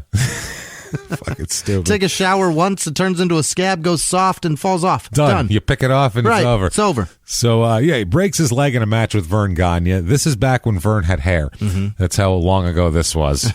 Verne, just a constant picture of him is old and with no hair, but he had hair.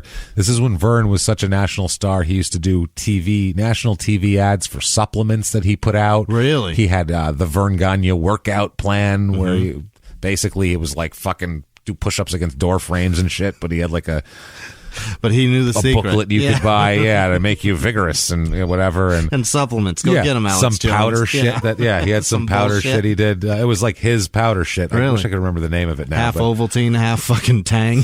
Pretty much, yeah. But it was his hey, Verne Gagne's protein powder. This is the orange chocolate. You need this right here. Yeah, it was the orange chocolate. Gross. So, 1961, he leaves AWA after the belts are gone and everything. This is in June. He's out in California at this point. And here's the title of the article: Wrestlers offer diverse talent, see record crowd. This was like a record crowd in and it says, quote, "Get your hat pins sharpened, Grandma. The wrestlers are making a comeback." Damn it, no. This was like a common thing that happened. This is across the country, had nothing to do with that other article. Old lady stabbed you with hat pins back then. That was like very normal. Come on out, Riverside. What Stab the fuck? People up. Yeah, get your hat pins sharpened, Grandmas. Like, that's not, you don't tell people to do that. Jules Strongbow, an Indian giant who used to guzzle reducing formula on TV, I don't know what the hell that means, told the sports broadcasters gathering Wednesday that his group expects to set a sports arena attendance record Monday night by presenting Edouard Carpentier, who was a big giant star, Frenchman, Cowboy Dick Hutton, former Ricky Starr on that. Ricky Starr was a really good wrestler and big, well-known guy. Also, Big Daddy Lipscomb on that card, he was an NFL player at one point. Gene LaBelle, who ran the LA, his family ran the California territory all the way up till Vince McMahon bought it from them in the 80s. Really? So there's that. And the Zebra Kid here. Yeah. So that's just interesting to see all these people. Also, Lou Thez there. Really? A normal guy, Lou Thez, who told broadcasters that wrestling's on the upswing. Ooh, look at that. What do you say there? 1961, Lenny comes to the Tampa Bay area, wrestling under the mask of the Zebra Kid again, and they give him a little run where he's basically crushing people in like 30 seconds. Yeah. He's a monster doing one of those gimmicks there. And then finally, there's a mask match and all that sort of thing. He's going to wrestle against Tito Carrion in a death match, with the provision that he takes off his mask, win or lose, after the bout. Oh, there you go. Taking it off no matter what. Another, come on down. Yep. And then 1961, he loses his mask again. It's kind of when he's on his way out, so he's going to go lose the mask in all the territories and kind of go from there. He has a bunch of matches with Eddie Graham at this point. Eddie Graham is the guy who ran Florida, legendary guy, kind of known as like the father of the modern wrestling match structure finish of, false finish, do this, get that, long complicated thing, guy runs in, this happens, ref falls down, all that shit. He's kind of the father of all that, where he'd have these long complicated endings. In the 50s, a finish was a clothesline. Oh, really? That's basically it, huh? The matches were, if you watch 50s wrestling, it's really weird because there's a lot of like rest holds, obviously, but there's also the matches sometimes are very fast paced. Guys are moving very fast, but there's no big impactful moves. Like a good clothesline is a pinning move. That's a closer. That's a fucking finishing move. It probably was like a good drop kick is a finisher. Yeah, literally. It's probably very, very similar to like if somebody sees this and they get back up, they're not going to believe this. Exactly. Right. Well, it was like in real life, what would happen? Like you're not allowed to punch with a closed fist in wrestling. That's the thing. So a villain would like act like he's going to punch with a closed fist, and when the ref wasn't looking, he'd hit the guy with a closed fist, and that would be, they'd get 3 minutes out of that, where the crowd would be like, you fucking asshole, and this guy would be like, oh Christ, he punched me right in the fucking face. Which, in real life, if someone If you have someone in a headlock and you fucking rack them in the face with a closed fist, they're going to be like, oh, fuck, that hurt. They're going to be dazed. Jesus Christ. Like, that's a real thing that it would take a minute to, what the fuck? And he'd complain to the ref. He just punched me with a closed fist. He'd go, I didn't do shit. Yeah. And the crowd goes, hey, did he fucking? And then that's how it would build. I didn't say anything. Whereas now you have to stab a guy with a harpoon Yeah. as he comes off of the top of the Hell in a Cell at you. Yeah. And then, like, take him and burn him at the stake. And then he might kick out still. You never know. You never know. That's not quite the finisher yet. And then he's going to powerbomb you. That's it. And win. The ring will have to fall into the earth first, and then it all falls on him. He's going to jump off the top of the stadium onto you, and that's... Kick out from being burned at the stake. You know, it happens. Jesus. In wrestling, it would happen. Oh, my God. Nowadays, it would happen. It's unbelievable now. It's ridiculous. It almost is annoying watching a storyline play out or a match play out. It's like, come on. This is dumb. When you see a guy get fucking power bombed onto the floor from the top rope or some crazy shit. I'm not saying that happens. Onto the mat on the side of the ring. And you're like, well, I mean, he'll be up in 5 seconds, right? Like, that's not how you should think. Back then, if that happened, you go, oh God, he's dead. Right. If a guy fell over the top rope and all the way to the concrete floor, that would be like, is he okay? Right. Everyone would be like, oh shit, he might not. And that would be a count out a lot of times because he fell onto a concrete floor from 10 feet up and that hurts. I'll bet a whole bunch of people in that arena when Hart fell to his death still sat there going, he's going to kick out. No, they did.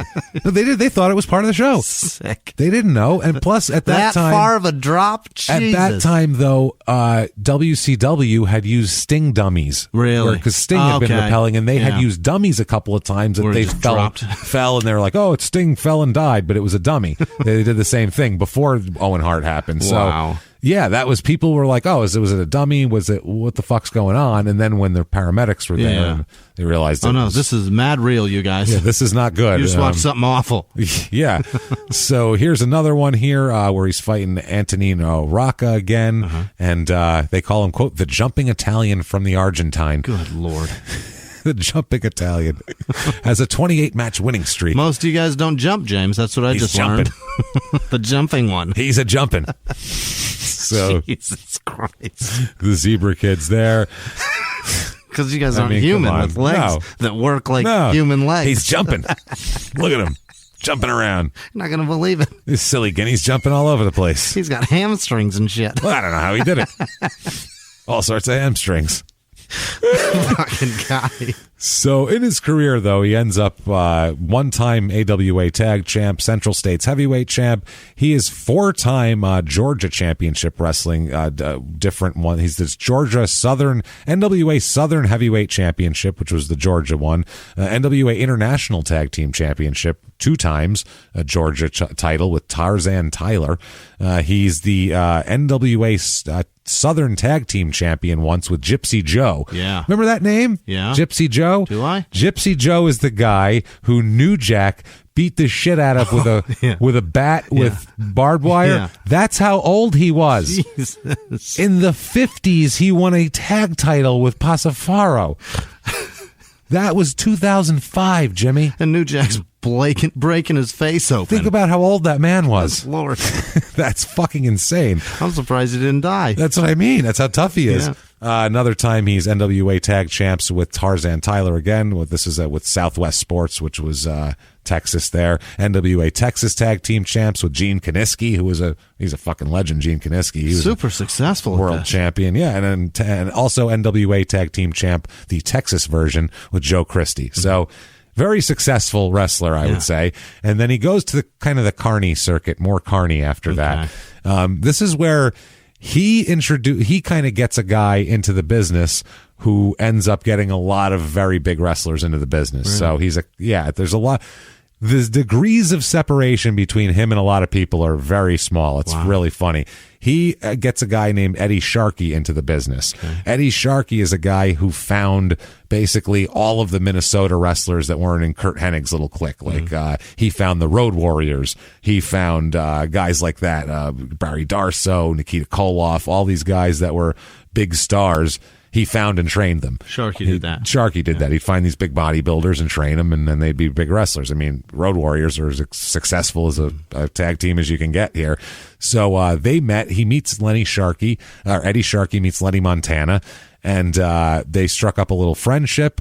And Montana was the one who told him about wrestling and what the deal was. He was the guy who smartened him up. Lenny told him. He said that, the outcomes are predetermined, and Eddie Sharkey says, quote, everyone suspected it, but there was always an air of mystery and you never quite knew. That's why a punch in the face they made a big deal out of, so it seemed semi-believable. Plausible. Yeah, and a lot of times it would be like, well, that match looked phony and that match looked phony, but the champ match, that's a real match now. When Bruno gets in there, that's real. Yeah. That's how they really thought. When Lou Thez gets in there, that's real. That's not fake. Verne Gagne is not fake. He's an Olympic wrestler. Why would he fake it? I suppose. That's the way they looked at it. He said, quote, you talk to your fellow wrestlers about it. Anyone else, you'd die first. You wouldn't tell your own mother. And if you smartened anyone up, you'd get fired right away. That's just the way it was. It was a secret thing.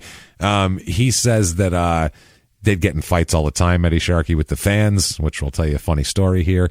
He says, nowadays you can associate freely with the fans, but back then it was a totally different story.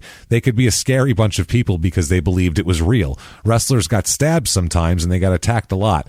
And we could fight back because there weren't any lawsuits. Yeah. That's the thing, is guys would fight their way back to the locker room back then, and they would be fucking dropping people because, hey, don't come at me, motherfucker. And some fat idiot brought an ice pick. Yeah, and they complained to the cop, and the cop would beat them up too, and that's the way it was. Wild. It was wild. There's stories of guys taking cheap shots at wrestlers, and the cops dragging them in the locker room and having the wrestler come back and beat the piss out of him after the match. Again. To fucking, hey, motherfucker, here I am now. Wow. That's how, so it was crazy back then. He said one thing happened in Denver, and this is, do you know who Harley Race is? No.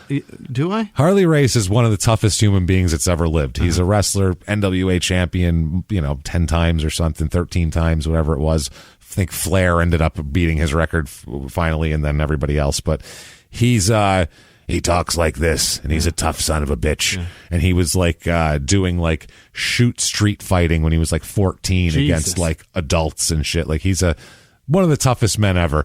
And he has a thing that he says, told somebody, I just heard it in one of those legends where he says he has the best left hand ever. If he hits you with his left hand, you're fucking done.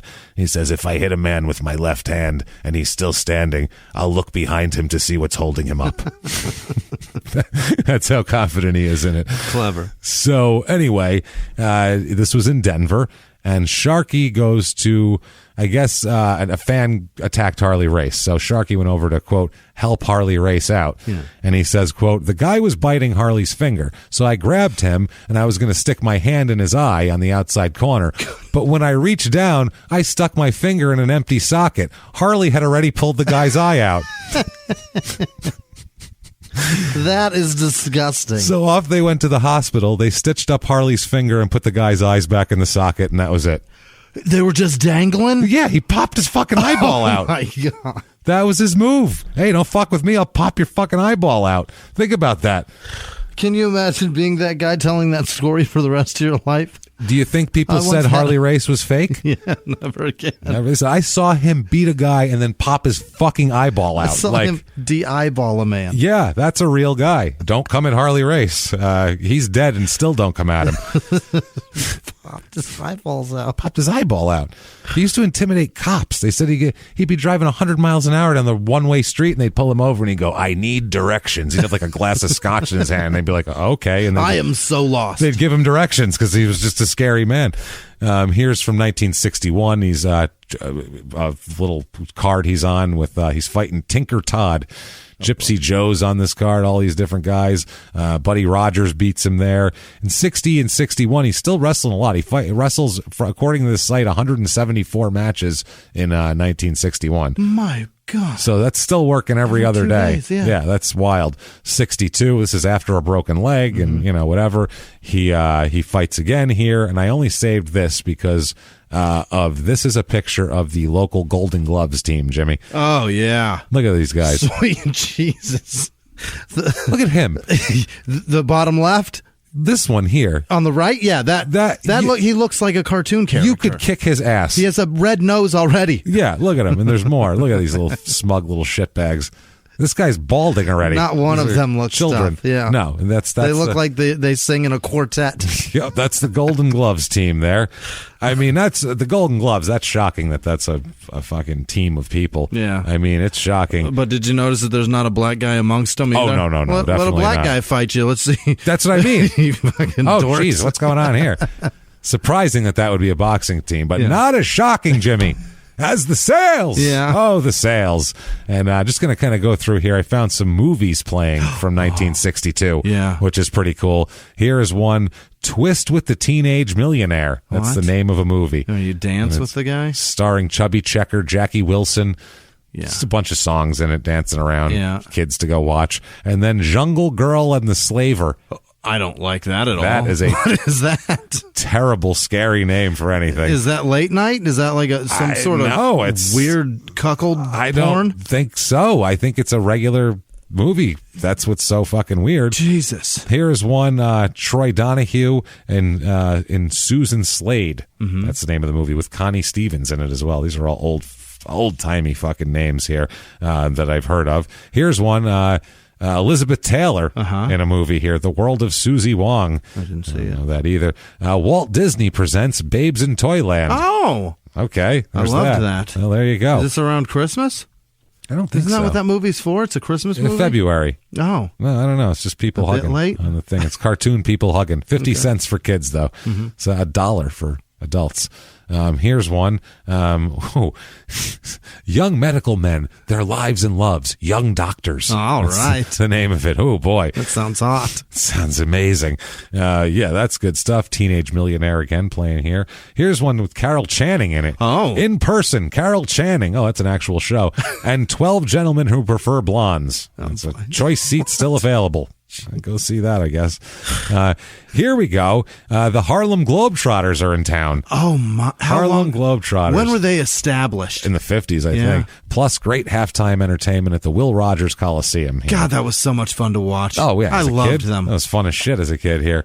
Here we go. The Fort Worth Twin Drive-In. Oh, baby. Yeah. They got The Comancheros are playing, starring John Wayne. Yeah. And then Goodbye Again, starring Ingrid Bergman. So. Boy. Then at Meadowbrook, Plan 9 from Outer Space is playing. Fuck yes. What? Fucking love Plan 9. That's great. They got an Ed Wood movie playing. So I don't know if people knew that was bad. No. I don't know if there was if there was ironic viewing yet, but I doubt it. Wow, that's great stuff.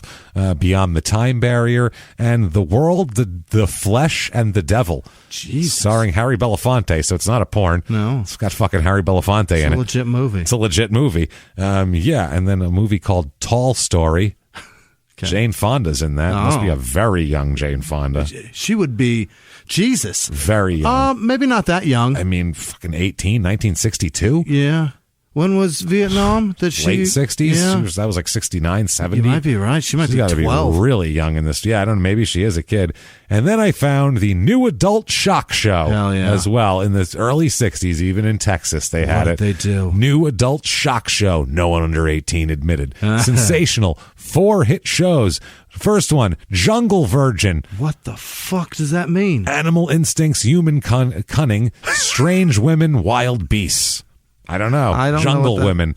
Pulsating passion. What does that say? Pulsating. I can't tell the newspapers all. Whatever. Is this like bestiality, James? No. It's like a jungle. It's like a Tarzan, Tarzan porn. Captive men, blonde fury. Unshamed women. I almost said unshaved women. Unshamed women, savage love. Unrestrained by man-made laws, it says. Oh, boy, they're crazy. Yeah. Number 3, they wear no clothes. That's just the name of it there. No explanation. This is so awkward. Number 4, beloved infidel. Just openly, James. Yeah, adult entertainment, it says. Yeah. Openly grotesque. Openly, Come be a pervert. Come jerk off in public is what that says. Please masturbate onto our floor. We would appreciate that. Calling all perverts. We're gonna have a guy squeegee the whole thing out. We pressure wash it. We get a hose, and the guy comes in with a hazmat suit. So yeah. Oh, that's disgusting. So I mean, if you don't want to do that, or let's say you go to the movies, you're going to need to get dinner first, dinner and a movie. So stop on by the Howard Johnson's. The hotel, where every Wednesday night they have a $1 all-you-can-eat fish fry from 5 to 9 p.m. Oh, baby. They say they're the landmark for hungry Americans. Get in there and get yourself some gross cod burps. Do it. Yeah. And then if not, get yourself some sherbet burps. Yeah. And then let's say, you know what, you don't have the energy. You can't go out. You don't want to do that. Just stay home with your brand new color Zenith or brand new Zenith TV. Introduces a new era of dependability in color TV. Oh, this is brand new technology here. No printed circuits. Handcrafted. Okay. It says, all new Zenith Color TV. Famous handcrafted chassis, simplified design provides most dependable color TV. Oh, boy. The chassis does that? Apparently, it's the chassis. Yeah. I don't know what's going on there. Easy terms available. They don't give you a price, but head on down to Sam's Appliances. Yeah, because Fort Worth's largest appliance dealer. We don't want to scare you off with the price. It's going to be expensive, I think, here. Anyway, 1960s, the late 60s, he's kind of working some weird shit. The Civic Auditorium in Kingsport, Tennessee. He's there a lot, kind of every week. I guess he's doing that, but he's not fighting anybody I've really ever even heard of, wrestling-wise, just kind of... starting to dwindle? Starting to dwindle through 64, 65, 66. He wrestles less matches. Yeah. He's about 40. He's done. War wounds, broken legs. At one point, he fights Snake 1 and Snake 2. Okay. Snake 1 and Snake 2.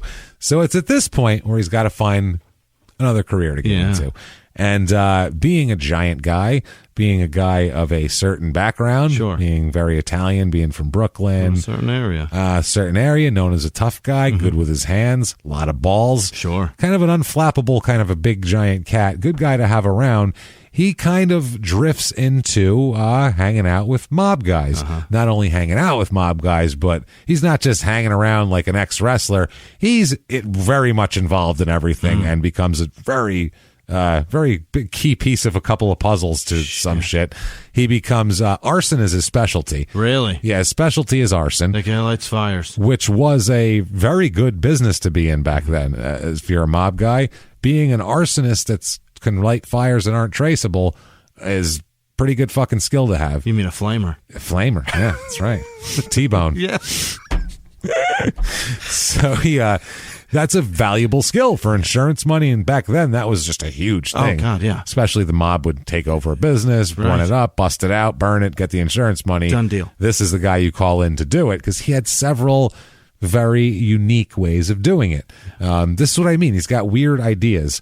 One, and this is his most famous and pretty goddamn fucking creative and awesome. And we've seen this in movies since then, but he fucking came. I don't know if he came up with it, but he popularized it. Put it that way. He would take a tampon, soak it in kerosene, and tie it to a mouse's tail. Oh Jesus! Then he would put the mouse where he wanted it to be and light the fucking tampon on fire. And it would run and drag it. Run and drag, and it would catch on fire, run in, trying to get in somewhere, and that would set the fucking place on fire. Wow. So that's how he would burn shit, and it's untraceable. It's not really traceable because it would be like inside of a fucking wall with a mouse rather than, where you would look for burn marks and where you would look for pores and shit like that. So poor mouse. Poor fucking mouse. Yes.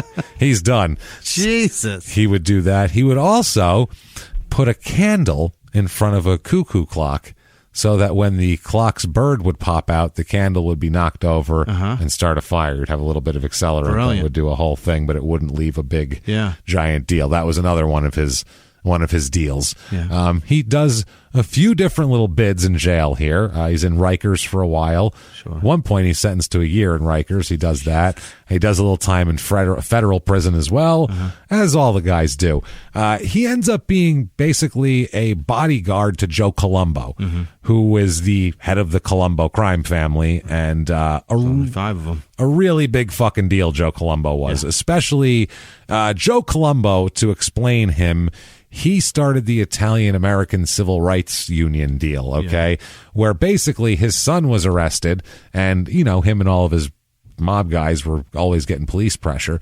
So he started an organization to hold rallies to say how unfair it was that the police and the FBI were pressing on legitimate businessmen like him. Like himself. I'm in real estate. Yeah. And the whole thing was a big ploy to get his son out of jail, basically, and to, you know, kind of steel himself against an investigation and shit like that. But people fucking, it resonated with actual people is the problem.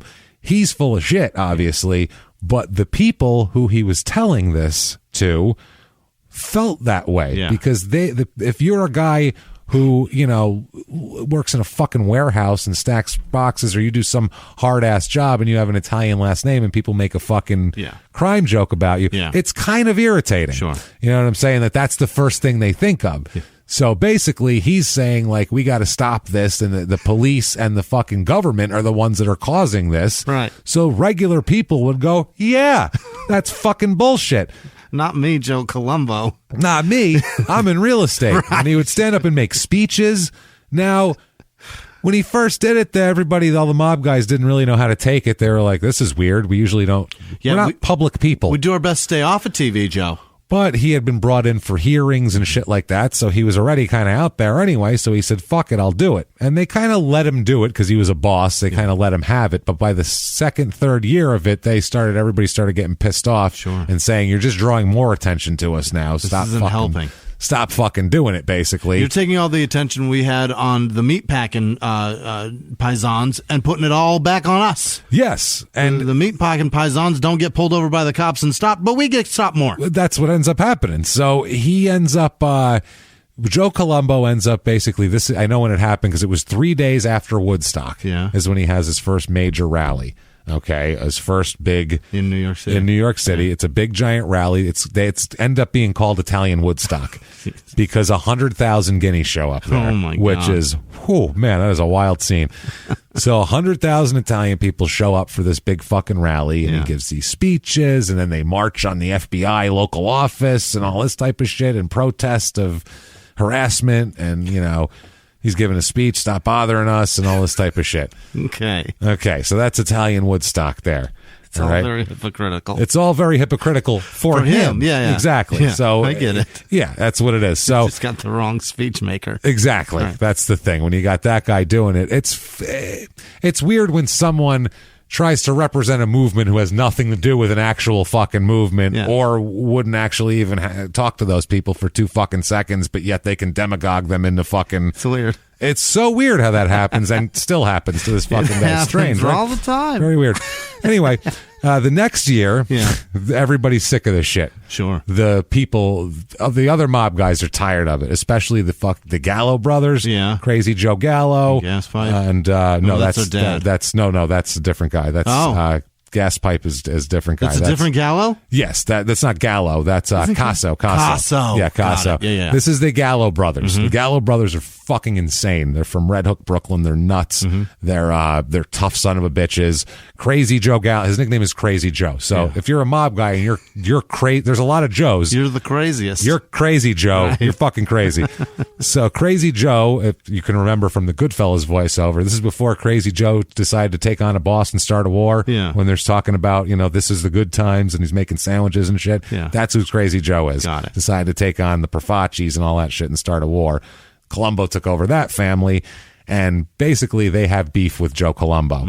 Now, everybody knows they have beef with Joe Columbo, and everybody also knows that when Crazy Joe Gallo was in prison, he made friends with the black guys. Yeah. That he didn't have this like, oh, we only deal with ourselves. He was like, bullshit. Yeah. You deal with whoever, everybody can make money, and he didn't believe in any of that shit. So he ended up, kind of recruiting a lot of black guys in his crew, basically. Yeah, they were, doing shit for him and working with him and stuff like that.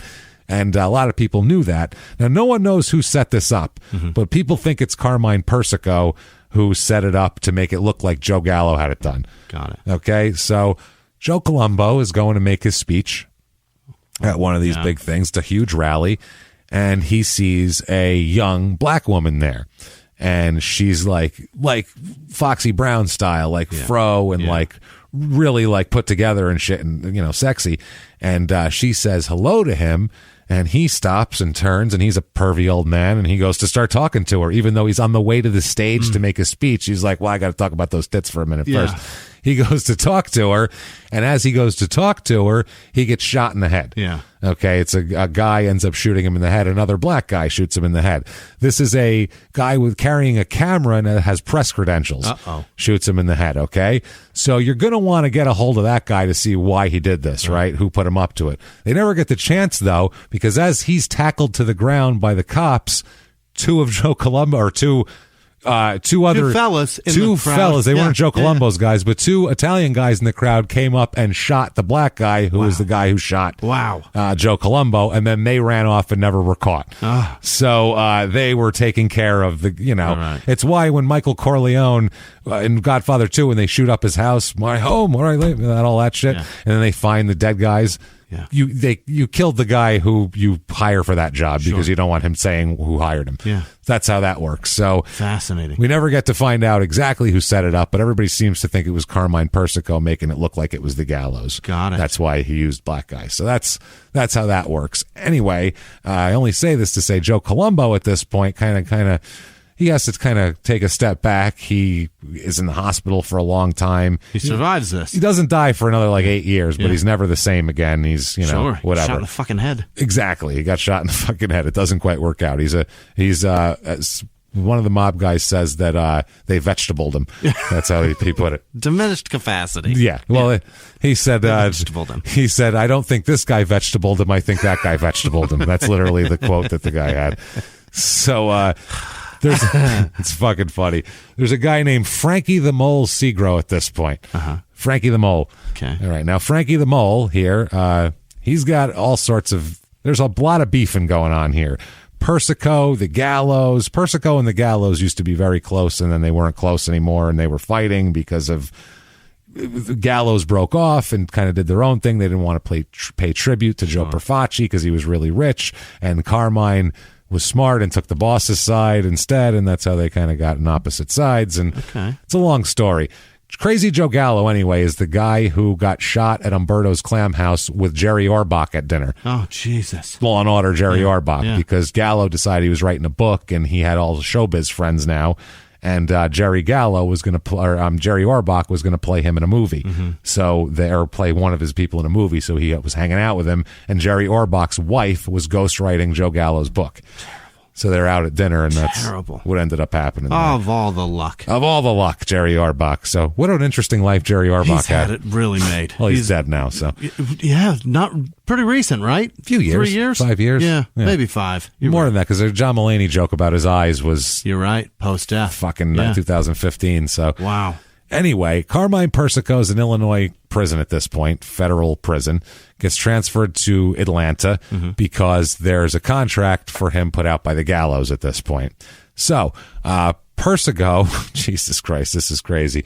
Apparently there was a Carmine Fatico, there was a hit order to Carmine Fatico, who ended up hiring Frankie the Mole and Lenny Passafaro to be our hitman. Lenny Montana. Lenny Montana is a hitman here. So that's part of his thing. Now, that's what they're saying. He's a giant fucking guy, obviously, and, that's kind of part of it here.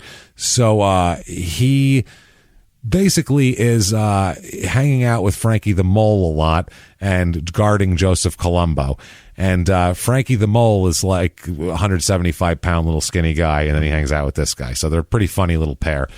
So anyway, there's a lawsuit that goes on, and they get this they persuade, as they put it in the newspaper, this man to withdraw legal action against these two employees here.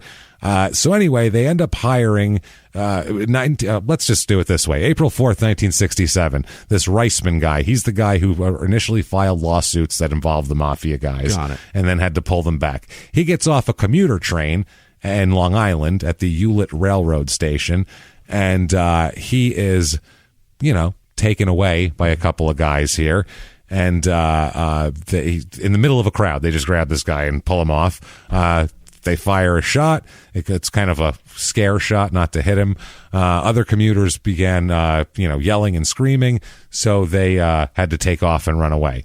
June 17th, 68, Frankie the Mole, Passafaro, Carmine Persico, Fatico, and another guy all get arrested for the murder for hire scheme. Because Passafaro was a main contributor to this thing, and they think he might have been one of the guys that physically tried to grab him away, because how the fuck are you going to get away from this guy? Yeah. So an actual part of the actual hit team. So that's a big deal here.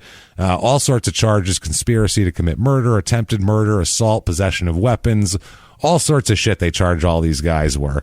They end up not being able to find Frankie the Mole for a while, but they do get Passafaro, who somehow ends up doing like a year in Rikers awaiting shit, and then everything kind of gets dropped against him because there's no evidence. As a lot of these mob guys used to get arrested all the time, and it would get dropped as nobody would testify, lack of evidence, that sort of shit. So that's what ends up happening. He does a bunch of time in Rikers, and they just let him out. That's awesome. Just let him out. And he continues to be kind of a Columbo soldier. Of course. And he's in a movie, too. In 1969, he's in a movie called Change of Habit, which is, quote, an incognito nun tries to help a doctor clean up an inner city ghetto, with the pair growing closer as time goes on. What, it's Sister Act 2? It's, Sister Act fucking prequel. Sister Act, is what it was. This is prequel Sister Act here. Lenny plays a grocer. He's uncredited. You know who this movie stars? No. Elvis and Mary Tyler Moore. What the fuck? And Lenny Montana. And Ed Asner's in this too. Awesome. But Elvis and Mary Tyler Moore. Wait till you hear all the people he's in movies with. Like, his degree of separation is wild here. And by the way, this is the time period when Hollywood people loved hanging out with gangsters just like the wrestlers did. There's a time period here where during all of this, Carmine Persico, who's married, but he's also going out on the side with Goldie Hawn. Jesus. Goldie Hawn. Goldie Hawn was dating a mobster? Yeah. I think I know that story. It's dating Carmine Persico. That. She doesn't talk about it. No, she broke up with him. Everybody else was like, that's a fucking Goldie Hawn, because she was on Laughing at the time. Yeah. She was still going out with him, going all the nightlife in New York. Yeah. That's who she'd be out with. Nobody knows that she's 5 years older than Kurt Russell. Weird. Yeah, she's older.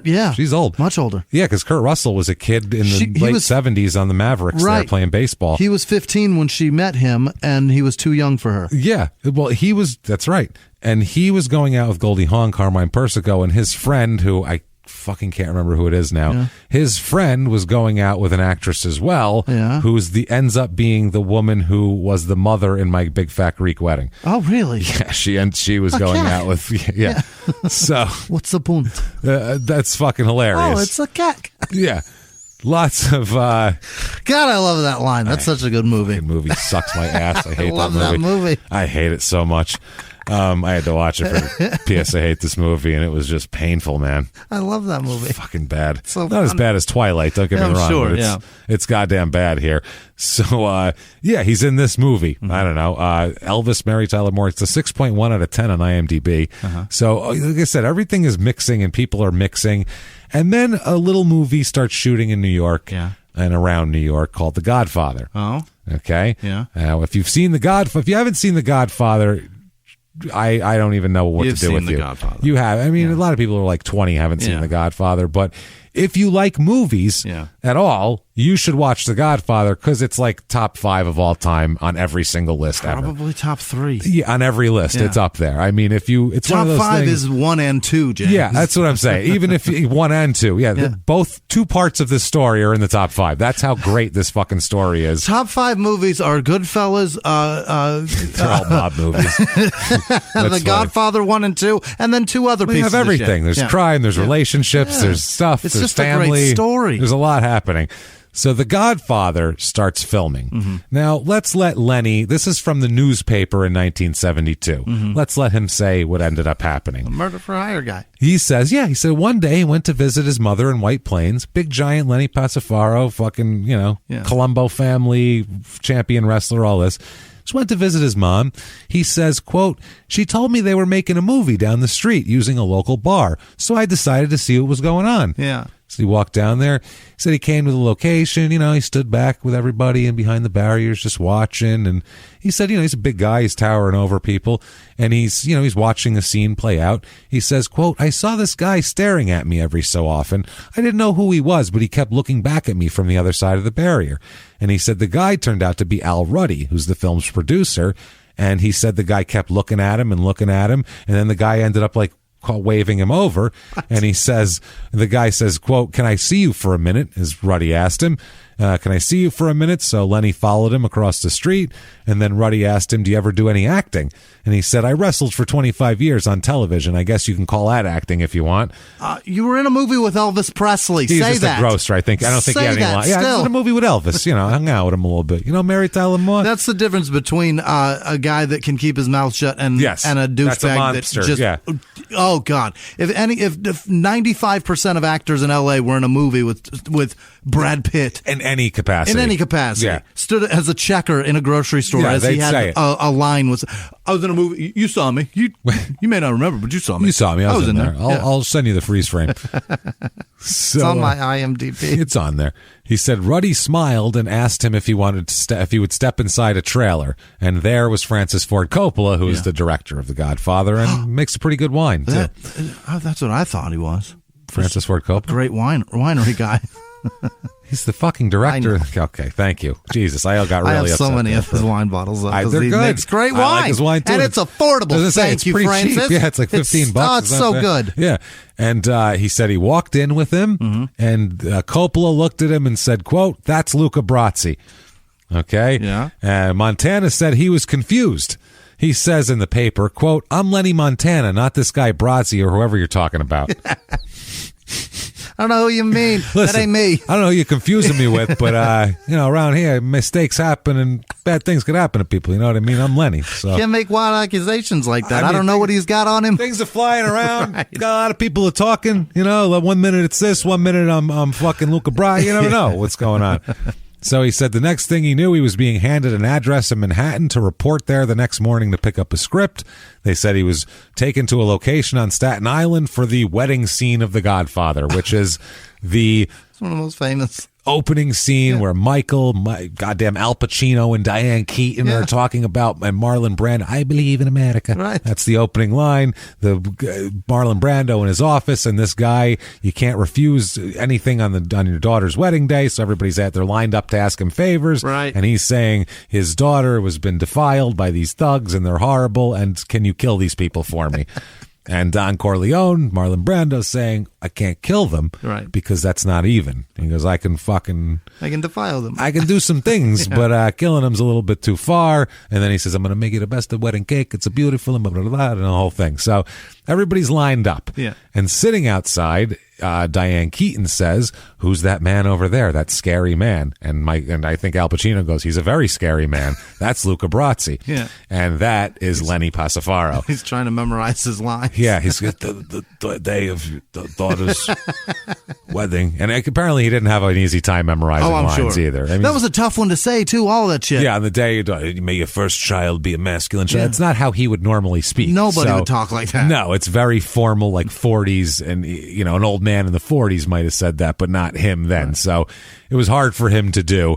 So yeah, he said that this gave him movie offers and the whole deal, and everything was going great. Here's a picture of him with Al Ruddy. Awesome. Look at the size of this fucking man. Wow, he is so big. He's a monster. Look at the size of his head. It's twice the size of the producer's head. Is he an Italian with flat top? What is that? No, he's got like a pompadour thing. Oh, okay. All right. He's got gray hair. It's very gray. Oh, it's gray. Yeah, it's very gray. It's a black and white picture. Okay. So he's, that's him there. Now, that's what he said. That's how he says he got on The Godfather. That's an incredible story. Which is an incredible story. It really is. He said there's more to it, too. Yeah. He says there's all that. He gets in there, can talk to you for a minute, blah, blah, blah. Then he gets a scene with Marlon Brando, and that's out there. It's a big deal. Also in the paper, he says, they ask him what he's done. He says he wrestled, and then for the last 10 years, quote, he's been employed as a public relations man for a company that makes and installs storm fences on Long Island. Right. No. Yeah. He's been a Columbo family associate. You mean union work? You mean, yeah. Now, would you like to know the real story of how he got on The Godfather? Because that is a complete bullshit fabrication for a newspaper in 1972 because he couldn't say the real thing because he says he's a fencing salesman. Okay. Marlon Brando sits in a trailer and they just watch the barricades for the guy that they need. What's happening? Right, No. that's how it works. So, real story. First day of filming on The Godfather. Coppola's there, and he's, got his thing, and this is great. I got my big movie, and, this is a big deal. This book is amazing, the Mario Puzo book. It's fucking beautiful, and... they got his back. Yeah. They got the script. It's all beautiful. First day, Joe Columbo comes to the set. Oh. The boss, Joe He Columbo. heard about Italian shit being he knew filmed. it was going on. And Joe Columbo comes to the set. With him in tow is Lenny Passafaro, standing behind him because he's his bodyguard. So those old bosses don't go anywhere without this giant fucking guy. So that way he could say whatever he wants to anybody and then have Lenny maul him. What are you going to do? I got this guy with me. So he goes up to Coppola, marches his way on the set. Nobody telling him not. You can't come here, any of that shit. It's Joe Columbo. He's coming. So he comes onto the set, walks up to Coppola and says, "Gotta tell you something. By the way," he goes, "A couple of things that you're not allowed to say in your little picture here. Yeah. A couple of things I don't want to hear one time or else you're going to be in a lot of trouble." Coppola went, "Okay, what are they?" I got a script already. "I don't want to hear the word mafia or Cosa Nostra in this movie." Oh. None. Neither of those are in that fucking script. He goes, if that gets on the screen, you're going to be in a lot of fucking trouble, Francis. And clever. So they were like, Francis was like, "Are you fucking serious?" He goes, "Oh yeah." He goes, and Francis Coppola was like, "Why?" And he told him, he goes, "Because it's denigrating to the Italian people." And he goes, "Okay." Coppola didn't know what to say, so he looked at Columbo and he says, "I'll tell you what, I'll make you a deal. I'll take all of those out," because he said it's all peppered throughout the script. It was everywhere. Cosa Nostra, the mafia, all that shit. He goes, "I'll take every mention of it out of the script if I can have that guy in my movie." And he points at Lenny. Yeah. "I want him in my fucking movie," because he said he fucking scared him. He goes, "This guy scared the shit out of me standing there." And I said, "I need a scary guy." Yeah. That's the guy. Yeah. He's literally... That's Joe Columbo is that guy, the boss, and that's the guy next to him that would kill for him. Perfect. So he goes, "I want him," and he was off standing. So Columbo said, "All right, fine, deal." Walked away. As he's walking, Lenny goes to follow him, and he goes, "No, go talk to the man." What did he say? He goes, "Lenny, talk to the man. He wants to make you a star." And then he left, drove his car away, and Lenny was left there. Talk to the man. Talk to the man. He wants to make you a star, Lenny. Lenny walked up. "Hi, how you doing? I'm Lenny." And he goes, "You're fucking Luca Brasi. You're my guy." And that's how he's on the fucking movie. What a story. That's how he's on the movie. That's so much better. His boss is threatening his life, and he goes, "Well, you know what? It worked, so I want that guy." And it worked, and he ends up doing that. Now, a lot of people, Carmine Persico is a technical advisor on this film. Is that right? Carmine the Snake Persico, who's as much of he's like the archetypal fucking gangster, man. He's just a Machiavellian motherfucker. He's nasty. But Persico is a technical advisor, and he told the cast that if they wanted to know the life for real, they were welcome to fucking come hang out with him and his guys come out for a couple of nights if you want to know how we really act. No, I'm good. Yeah. I'm all right. Not on jobs, sure, but on not hijackings or anything. But if you want to come out to the bars and see how we act and all that, all right. They said, "Fuck yeah, we really? do." Yeah, they want to see. It's the key grip running around. How else? No, the actors, not the crew. Okay, got it. The cast, the guys who would have to play gangsters. That I might do. You want to know what the fuck you're actually doing? Come with me, right? So James Caan took him up on it right away. Oh, the James Caan is the most gangster sumbitch on earth. This is how he became the most gangster, because he likes hanging out with gangsters. Yeah. He almost didn't live that long because Persico almost killed him. Actually, really. Yeah, they were hanging out one of the nights, and it was Caan, and I think Robert Duvall might have been there as well. I could see it. They were all hanging out, and Carmine Persico was in a separate room with a young lady. Yeah. One of the gangsters walks in, and James Caan, who had known him a little bit from hanging out with him, he walked up to him and goes, "Hey, you say hi to everybody. Make sure you say hi to Carmine's in the back room. I'm sure you want to go show your respects to him. He's back there with his daughter, so go show respects to the guy." Right. So this guy goes in the back room to show his respects to Carmine. Oh, no. "Carmine, good to meet you. Your daughter's so lovely. What a beautiful young girl. It's just, you've done a great job raising her, blah, blah, blah." And Carmine's like fucking steam's coming out of his ears because this is the broad he's banging this night. This is his girlfriend. So he's fucking pissed, and he goes, "You motherfucker, that's not my fucking daughter, you piece of shit." And This guy's like, oh, fuck. He comes out ready to kill James Caan. Literally, like, let's take him outside. I'm cutting his fucking head off his shoulders. Is Caan laughing about this? Is this a joke to him? It's a joke. Yeah, it's a joke to him, but it's not a joke to these guys. This is like a real disrespectful move. Yeah. In the gang. This is the real world here. This isn't a Hollywood set. That's disrespectful as a plumber to plumber. Exactly. Thank you. I'll fuck you up. I'll fuck you up. So yes, he's 10 years younger than me. I earned that. Fuck you. Fuck you. And this is at Jilly's too, the restaurant, which is Frank Sinatra's favorite hangout. It's owned by Frank Sinatra's kind of right hand man. This is where actually, like Bruno Sammartino used to go hang out, and all like any Italian celebrity. This is where they hung out. This was their spot. This was the restaurant bar. Anyway, saving James Caan's life is a guy named Tommy Bellotti. Okay. Tommy Bellotti's a big fat gangster guy. He comes up, honest mistake. She's beautiful. And, he's breaking, honest. He doesn't know. Basically calmed it down and saved his life. Yeah. Tommy Bellotti is the guy who you've definitely seen footage of him dead, as a matter of fact. Oh, is that right? Because he is Paul Castellano's driver who got shot outside Sparks Steakhouse. He's the fat guy who got, that's him. So that's Tommy Bellotti. You see, everybody has. I've seen it. Yes. Now, in the movie, The Godfather, it's chock full, especially part 2, of stories that are real stories that Carmine Persico just told people as a technical advisor, and they got to use him as the film. Like the guy who it was Frankie Pantangeli in the movie. He goes into a bar.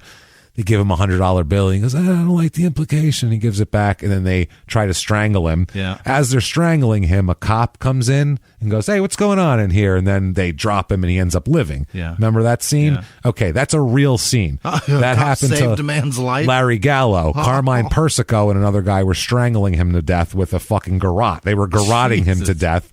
It was on a Sunday, so bars have to be closed till a certain time. They didn't close the door all the way, left it ajar, so a patrol car that went by went, let me see what's going on with this bar. They open early. Do I have to fucking, we have to get a bribe, basically? So they opened the door and said, what's going on in here? Because it's dark in there and light outside. That's why the cop says, what's going on in here? Even though they're 5 feet away, he couldn't see them. Yeah. And the guy, they took off running. One of the Persico's guys ended up shooting a cop in the face during the chase on the way out. Jesus. So this was a big fucking deal this turned into, and Larry Gallo lived, just like Pantangeli in the movie. So they wrote it in. Yeah, they asked Larry Gallo, what happened to you? Who did this to you? And he goes, I got myself shaven. Meanwhile, he's fucking strangled. He says, I got myself shaven. That's what he said. Wouldn't fucking tell on him. Beautiful. So anyway, that's that scene, and a bunch of other scenes are literally from real life Carmine Persico stories. And another story I found from here that was very interesting is the Scarpa guy. There's a guy named Scarpa. Is it Jeffrey? Joe? No. That's the not that? Chief J Strongbow. Who's Joe Scarpa? Is that Chief J Strongbow? Okay. It's Greg or Jeff. I can't remember. Gregory or Jeffrey. I think it's Gregory Scarpa. Don't put me to that. Might be Jeffrey Scarpa. He's this fucking awful gangster guy, right? He's just this fucking monster. Yeah. And but he was working with the FBI a little bit to get himself out of shit. Sure. And he had worked with, also had some CIA stuff because they were working with them with Castro. Okay. The CIA and the Mafia worked together a lot in the 60s trying to get rid of Castro. Of course. And shit like that. So anyway, bad for business. It's bad for business. The government is very mafia. They're very mafia, and they like the way the mafia modeled operates. the same way. Yeah, it's true. All about money. So this was during the 60s after the Mississippi burning murders, kind of a big deal. That shit. You know how the FBI solved that? No. They didn't. They got Scarpa to figure it out. Really? As part of, to get himself out of something, he said, I'll find out who did that shit. You guys really want to know that? That's pretty public, right? Jesus. He went the fuck down south, this fucking lunatic. He went down south and found some Klansmen, literally beat a guy within an inch of his fucking life, some Klan guy, kidnapped him, tortured him. He asked around, found out what the deal was, brought him in, kidnapped him, tortured him, beat him within an inch of his life, and stuck a gun down his throat till he fucking confessed to the whole thing. That's how the FBI solved the Mississippi burning cases. Wow. Was a fucking gangster doing a gangster-ass interrogation on somebody. Going awesome. Marcellus Wallace on their asses with the quickness, man. Yeah. That's wild, isn't it? Unbelievable. It's a crazy story. So anyway, on the set of The Godfather, he says, first day, he says, quote, I was standing next to this old-looking guy, and I asked him if Brando was here. The guy looks at me and says, Brando is expected. It was Brando. Yeah. It was Marlon Brando. He should be here sometime. He should be here soon. It was Brando, which he said he felt embarrassed. Yeah. Because he said he was starstruck by Brando. He's a big star. Yeah. I mean, he's a huge star, fucking streetcar name on the waterfront, the whole deal. So he says at one point when a producer's watch broke on the set, right, Lenny brought in another one. It was a female producer. So Lenny brought her in a watch the next day. It was an antique diamond watch, beautiful, expensive watch to replace the watch. I brought this for you. No big deal. Hey, your watch broke. Here's another. Yeah, she said, oh, this is beautiful. He says, quote, just don't wear it in Florida. That walked away. Somebody might recognize it down there. Yeah, literally. Just don't wear it in Florida, where it's known to be missing. Otherwise, you're good. How great is that? Lenny's it's hilarious. That's incredible. That's wild. I'm going to give gifts now and say shit like that. Right? Just don't do that there. Just don't wear it in L.A. Just don't wear that in L.A. Don't wear that in Riverside. I'm just saying. Whatever you do. Whatever you do, stay out of Tucson. I know it's nice. Keep it out of Tempe. That's amazing. The whole state, not even. Keep that out of Nevada. You don't want to be there. Florida, whole state, not even a city. Anywhere from Miami to Pensacola. Keep it out of there. I'm sorry, Tallahassee. It's all they bad. move. So, Lenny, if you haven't seen The Godfather, shame on you. But anyway, Lenny ends up playing Luca Brasi, who is Marlon Brando's most loyal hitman. They send Luca Brasi to go talk to people. He's murdered by the rival gangsters. They stick a ice pick through his hand, so he's stuck to the bar, and then they strangle him, and his eyeballs. He does a great job sticking out his eyeballs. Yeah. It's like, whoa, it looks like he's dying. He does is this a snuff film? It's like he's seen it. It's like he's seen it a couple of times. It's like he knows what he's doing. He knows what he's doing. So he does a great job there. Or he's method. Oh, very method. Strangle me good. Really, I like it. I don't know. Just like it. Cock hard. Yeah. So he ends up, they kill him, and they end up sending the newspaper, Luca's bulletproof vest wrapped in newspaper, and then the most famous line, Luca Brasi sleeps with the fishes. Right. So that's Luca Brasi, is this fucking guy. Jesus. So he says about acting, quote, wrestling helped me a lot in acting. I wasn't camera shy. All those years in wrestling kept me loose. Yeah. Which is true. He's not shy. Yeah. Because at least I have pants on. Yeah. Actually, he was in his boxers. I don't have to have my fucking face covered. That's true. He says he got, he's got some offers coming in now. And he says his wife, Sylvia, though, is not real crazy about the whole idea of him making movies. Right. Take it easy, Joe. Get off the camera. He says, quote, she's afraid if I make a lot of movies, we'll have to move to California away from our 3 daughters and our 4 grandchildren. No. So he's upset about that. Okay. So he ends up having a son, too, who we'll talk about. A very masculine child. His first child was a masculine child.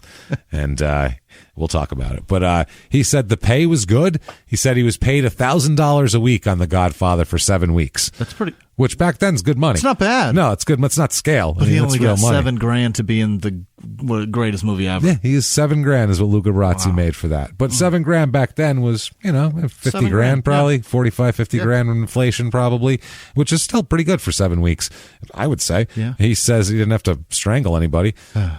He says that he got along with Marlon Brando very well. Mm-hmm. He says, quote, when I told him I was thinking of pursuing an acting career, he advised me not to take any acting lessons. He also said that I should never go by the script, but to act natural. If I went to classes, he said, I'd ruin it for myself. It's true. It's true, but Brando not going by the script, you can only do that if you're Brando. Right. Otherwise, they go, you're fired. We're getting someone in here who knows the fucking script. Who do you think you are, Jim Carrey? Stop it. No, Brando's the only guy who can say, the script's just an idea. Yeah. So anyway, Godfather, acting career, all of this grace. Yeah. Finally. Yeah. Long grace. This is one of our longer graces, I would say. Yeah, he's almost 50. He is 50. Do you do it when he's wrestling? But then he's going to be Luca Brasi, so that's better than wrestling, I think, at that point. No, so who knows? It's the greatest thing ever. 50s wrestling, yeah. He appears on a TV series that year in 72 called The Sixth Sense. Oh. Nothing is original, Jimmy. No, it's not. Nothing. This is the same thing. It's a Rod Serling show. Twilight Zone. Really? Rod Serling, yeah. Dr. Michael Rhodes is a college professor with an interest in the paranormal. He and his assistant Nancy spend much of their time investigating mysteries involving extrasensory perception, spirits, possessions, and other such experiences. It's the same fucking thing. Yeah. And absolutely. It's Rod Serling, so anybody who knows shit would know that. Right. And they ended up editing this show down because they didn't have enough to syndicate it. So they edited 60-minute episodes into 30-minute episodes and aired it with the Night Gallery show in syndication. So nobody saw it. So, no, Night Gallery was very popular, actually. Really? So people have seen it. Syndicated, so I guess everybody saw it. But they thought it was Night Gallery when they saw it. Got it. They didn't know it was that. If they saw it in syndication, they thought it was Night Gallery, unless they saw it on first run. So anyway, Lenny played Barney on the Through a Flame Darkly episode. Okay. So, he appears on the David Frost show that year as well. Talk show. Yeah. He's the guy, Frost vs. Nixon. Oh. He's the guy who Frost interviewed Nixon yeah. on the Frost Nixon. Yeah, David Frost. This was when he was trying to interview Nixon. This is like the beginning of the movie when he's just doing fluffy showbiz shit, interviewing this guy. Yep. 1973 is in a series called Search. It has Burgess Meredith in it. Really? So, yeah. I love that guy. God, he's amazing. Well, if she craps out 2 dimes and a nickel, then we'll worry. He was the greatest. I love Burgess Meredith. Best Penguin, best so many things. He was so great. Best Rocky person, best fucking everything. He's the shit. Best corner man. He's the best. Best grandfather of a grandfather. Great-grandfather, everything. He was amazing. This show lasts for 12 episodes. World Securities, an international high-tech private investigation company, employs field operatives who are aided by implanted audio receivers and who carry tiny cameras and telemetry units, which can be attached to tie racks or rings. The fuck is this? Technology shit. Tiny cameras, audio receiver. Yeah. It's like new fangled shit, but from 1975. For like spies? Yeah, like spy shit. Lenny plays Danny Ellis in the 24 Karat Hit episode. He's also in a spoof of The Godfather. It's an Italian-made spoof called The Funny Face of the Godfather. Stupid shit. 1975, he's in a TV movie called Strike Force. Strike Force. A New York City detective teams up with a federal agent and a state trooper to bust up a drug ring. Okay. Oh, boy. You know who's in it? Richard Gere is the state trooper. 1975. Unreal. Richard Gere. How was there never, in the spoof movies, like Scary Movie, Not Another Teen Movie, all that shit, there was never a Not Another Italian movie. Mafia. Was it? Mafia. Is there one? Jay Moore. Mafia. He did it? Yeah. God damn it, Jay. It was the guys who made it, though, are famous. They're spoof guys. It wasn't the Zuckers that made it. It was can't remember, but Lloyd Bridges is in it. Really? A lot of people are. Christina Applegate plays the Diane Keaton character. Sense that it was done then. Yeah, it was not a great. It was late 90s. I never heard of it. It's got its moments, but it's not. Jay Moore's weird and he's very. You should watch it. He's a weird to guy. check it out. We know that. So, Lenny is uncredited as a New York Italian dock worker. Okay, which he fits that mold. This gets a 3.9 of 10 on IMDb, so it doesn't sound like a great movie. Shit movie. Shit movie. 1976, he's in a movie called Patty. And this is doctors and experts sit around and discuss the Patty Hearst kidnapping case, which is seen in recreation. So this is like a documentary sort of where there are people talking about it. They cut to recreations.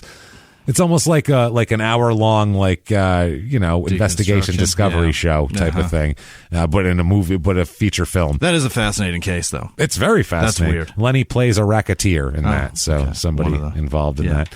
1977, he's in a TV movie, Contract on Cherry Street. Okay. When his partner is killed, New York City detective Frank Hovanes and an organized crime squad go up against the mob. Yep. Despite strong objections from his superiors. Oh, boy. This is starring as the main cop, Frank Sinatra. Jesus Christ. Of course. How does he do it? By the way, Italian Woodstock and the event the next year where Joe Columbo was shot, both events played by Frank Sinatra. No he was kidding. Singing on stage. Oh, How about baby. that? Yeah, he was friends with the mob guys. They asked him for a favor. He did it. Sure. So, why not? Lenny plays Phil Lombardi, so he's got a name. That's good. This is a 6.7 of 10 on IMDb. Not bad. Look at that. 1978 movie Fingers. It's not a dirty movie. I swear. He says, a dysfunctional young man is pulled between loyalties to his Italian mob-connected loan shark father and his mentally disturbed Jewish concert pianist mother. Poor bastard. Whoa. He got typecast, and he's a giant guinea. What is he going to be? But you could be anything. I mean... No. He's a giant guinea. He's going to be They're just dragging him through the mud with every mob movie. We could get Luca Brasi. Let me ask you a question, Jimmy. Look at like the late 90s, all those mob movies and all those guys working. Outside of those movies, you ever see any of them in anything else? I don't know. No, exactly right. Yes, because middle America doesn't want to go see some guinea in a leading role. Right, It's not. They don't see themselves in that. James Caan did pretty well, but again, he's Jewish. Not an Italian guy. Not Italian. He got to do all kind of shit. Al Pacino. Yeah, but I mean, you got to be like Pacino or De Niro. You got to be one of the best actors of all time. You can't be like Robert Duvall. Just a regular guy. He's a great actor. Yeah, great actor. He can do not anything. Italian. Great. Oh my God, he's one of the best cowboys German ever. Irish. So good at it. Yeah, he's great. He's great in everything. He's fucking Robert Duvall. So this stars Harvey Keitel. Good Lord. Jim Brown, the running back. Yeah. Danny Aiello. What? Tony Sirico, Paulie Walnuts. Yeah. This must be his like first role because he was still running with the Columbos at this point. Really? Yeah. Tony Sirico was with the Persico family. Yeah. He was with those guys. He's the one that now does like fucking mob documentaries, right? Yeah. He does the strike. Yeah. Right. I know a guy who knew him back in the day. Weird. And knew all about his shit. So also Dominic Chianese, who's Uncle Junior on The Sopranos. Yep. So two Sopranos people in that from 1978. Lenny plays Lucino. 6.8 out of 10 on IMDb. He appears on Kojak. Really? As he plays a guy Teddy in Kojak. Savalas? Yeah, he plays on that. Next, he appears in a movie, my God, called Matilda. Yeah. Oh, do you know what this is? The new one? No. This the is old 1978. one. Who the hell was Matilda in that movie? A small-time talent agent discovers an amazing boxing kangaroo. Yep. And figures to use it as his stepping stone into the big time. Okay. Look at the poster, This Jimmy. is a different Matilda. It's got a fucking kangaroo with boxing gloves. And who are the I don't know, guys? drawn people. Looks like Larry Hagman, I think. I don't know who the hell's in this movie. So it stars Elliot Gould and Robert Mitchum. Wow. An English boxing champion, Billy Baker, arrives in America with a kangaroo with an unusual talent for boxing. Well, who takes a kangaroo across overseas? Needing to support himself, he reluctantly joins up with a small-time talent agent featuring the kangaroo. But when the world heavyweight boxing champion offers to take Matilda on at the carnival to impress a girlfriend, Matilda KOs Doherty into the middle of next week with a single punch. Next thing you know, catapulted into he's a boxer now. Yeah. Because you can the rule book doesn't specifically say you can't be a kangaroo. Right. One of those fucking things. It's Air Bud for boxing. Yeah. Jesus, that's terrible. Doesn't say anything about 2 legs or 4 legs. Oh, my God. It will take all of Bernie's wits, Billy's wisdom, and Matilda's punching speed and power to get themselves all through it. I hate this movie, and I can't believe it was made. A piece of shit. Lenny plays Hood number 1. 3.5 out of 10 on IMDb. He had to feel embarrassed about God, this. Yeah. He had to... You need to clear your head after you do that. Mm-hmm. Like, you would just sit there and stare at a wall and just be like, what did I just... Yeah. Did I just do that? Yeah, you back to Manhattan and realize that, look, I'm kind of a big deal around here. I feel like Lenny gets a big giant sandwich with a lot of meat on it, and he just sits on a park bench and stares and just eats it and goes, my God, this is good capicola, but what the fuck did I just do? Jesus Christ. And then while he's sitting there, he hears some dogs barking in the distance. Who is it? It's Bobby Colorado, animal trainer from Fredericksburg, Texas. And he says...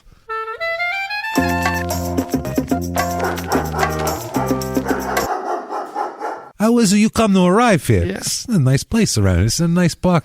A lot of fawns. Let me ask you a question. Yeah. Where'd you get that sandwich? Because it's a good looking bread. I'm looking for a nice crust because you know how it is. Yeah. Hey, but what are you doing? You're supposed to. Let me ask you a question. I mean, we may have similar backgrounds. I'm just saying we might. I don't know. I mean, I train dogs, whatever. Yeah. But you know, you're going to the movies. You fucking fighting. What do you got? Fighting kangaroos? This is what we're doing now. Well, you're supposed to take it easy, relax. You take a step back. You're using your real name, for Christ's sake. What's going on here? Lenny, talk to me here. You know what I'm saying? You know, you think Bobby Colorado's my fucking name? It might be for all, What do you know? purposes here. It doesn't matter, but let me tell you something. You get yourselves a couple of dogs. Yeah. Everybody looks and all they're going to see is the dogs. Play it low-key is all I'm saying. I got to go now. Poof. And dog shit and marinara sauce, a big cloud. Yeah. Lenny's very confused. Maybe my name. What have you heard? I don't know what's going on. What have you heard? You heard nothing? He's very confused, but he got another movie role, so he's excited. Yeah. He's in a movie called They Went That Away and That Away. Oh, my God. That's a terrible title. Yeah. That might be the worst title I've ever heard of. Pretty long. Small-town deputy is ordered by the governor to go undercover posing as a criminal in a maximum security prison. Shortly after his mission begins, the governor dies, leaving him and his partner stranded in jail. It stars Tim Conway. What? Yes, Dorf himself. Yeah. Unbelievable. That's who it stars. Lenny plays Brick, I assume a big criminal in prison. Somebody probably. legit, yeah. 5.4 out of 10 on IMDb. It's a bad movie. 1979 movie he's in, Seven. What? Yes. No. Yes. Yes? Yes. No. 7.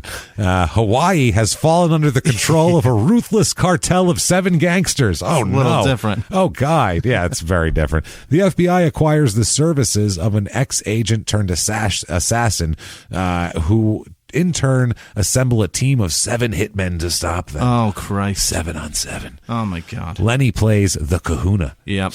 One of them. He's probably a boss or One something. of the 7. One of the 7, or like the fat guy they got to kill. He's like sitting there eating. Yeah. 6.0 out of 10. Now, that year as well, he is in a little movie called The Jerk with Steve Martin. He's in The fucking Jerk, What is Jimmy. he doing, The Jerk? He's one of the guys when they're talking about cat juggling and he's walking around. All those guys are trying to sell him shit. Those gangsters trying to get him into. Okay. He's one of those guys. He's one of the fucking gangster guys.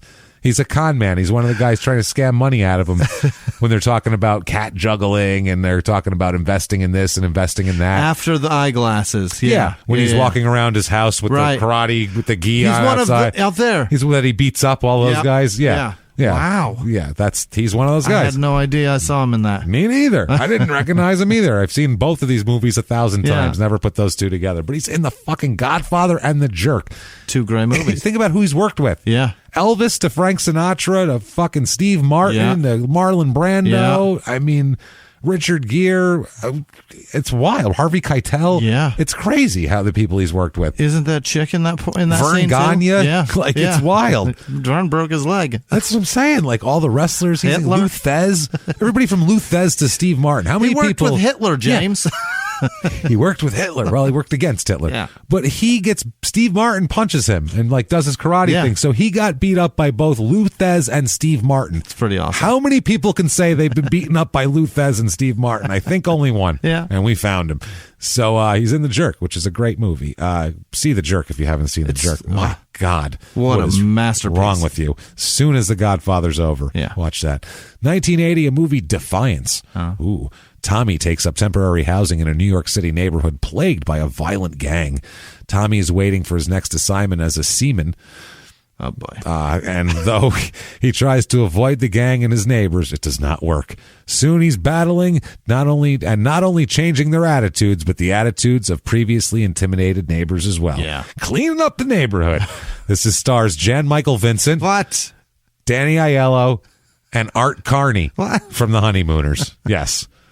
Jim Michael Vincent's dead, right? He is dead. Yeah, I think so. Yeah. So Lenny plays a character named Wacko. Okay. 6.3 out of 10. Next, he's in Battle Creek Brawl. A young Asian American martial artist is forced to participate in a brutal formal street fighting competition. Mm-hmm. You know who this stars? Bruce Lee. Jackie Chan. Jackie Chan. Very, very young Jackie Chan. Seriously. Lenny plays John. Okay. 5.8 out of 10 on IMDb. Next is a movie called Below the Belt. I've seen this. Have you? I think so. A New York City waitress decides to become a professional wrestler. No, I haven't.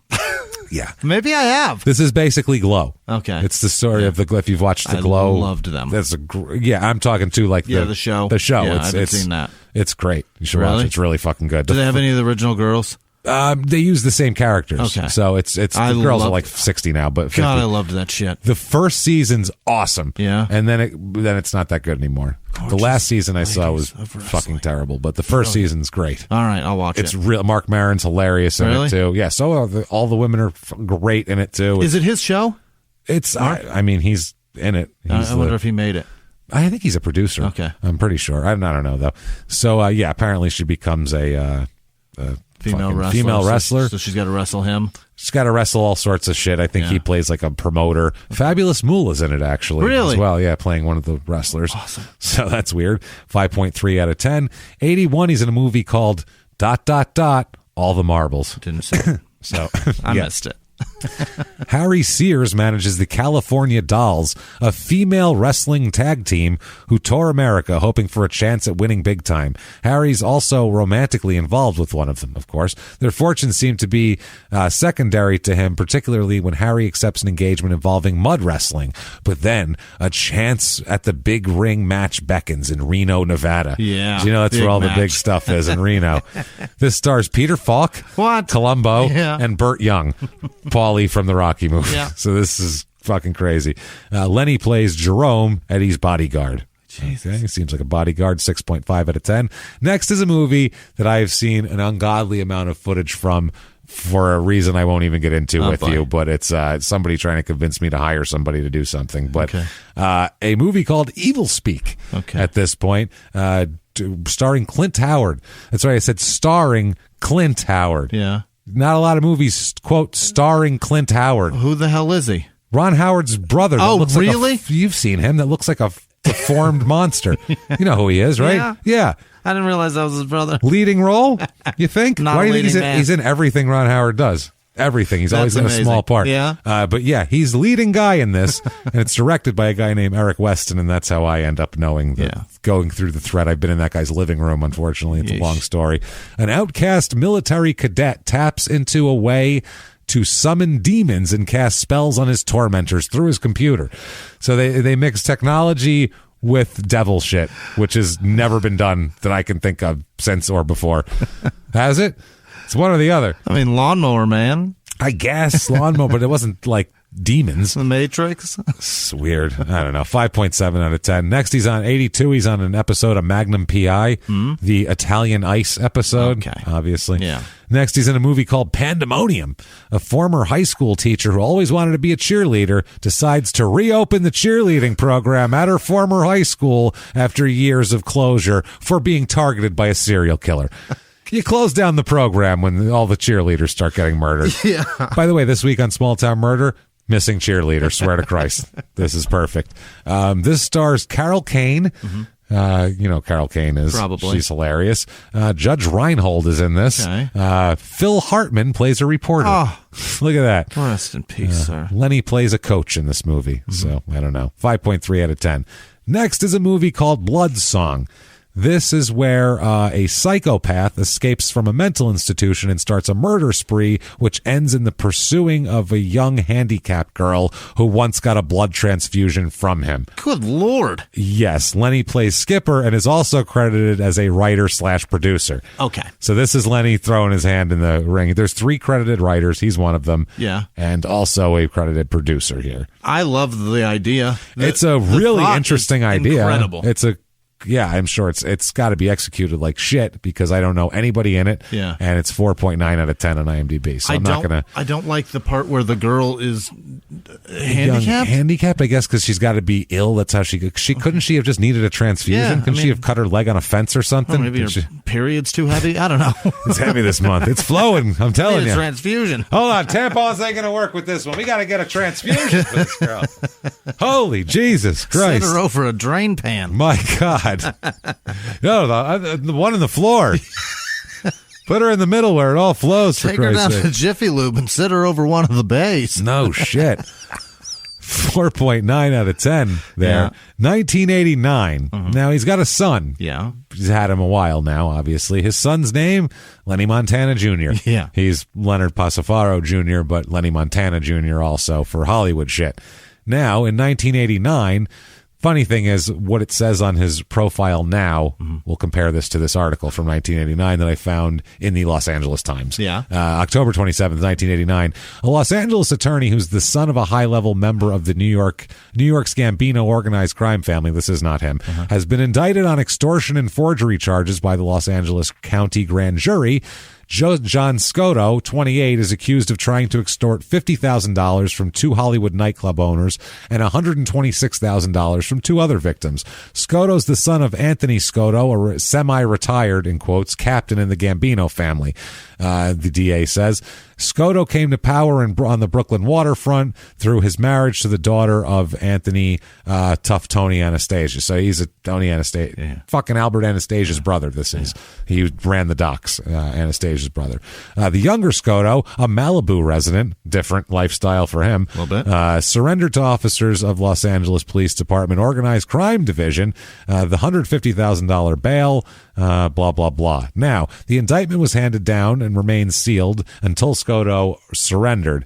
And there's more. Also named in the indictment were New Yorkers Natalie Cardino, 25, and Leonard Pasafaro Jr., 31. Oh, no. Who also has a close relative associated with the Gambino crime family. I don't know who else he's related to, but his dad's a Columbo, so that's bad reporting. Pasafaro was arrested in New York and Cardino in Cancun, Mexico. Oh, boy, they went all the way down there.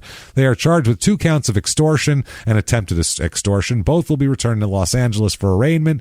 Attorneys could not be reached. Scotto was alleged to be the mastermind of a 1988 operation in which the other 2 suspects allegedly used strong-arm tactics to extort $50,000 from 2 Hollywood businessmen and who were refurbishing a nightclub.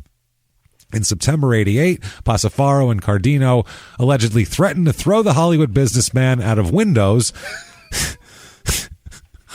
Old school gangster shit. I mean, it works, I guess.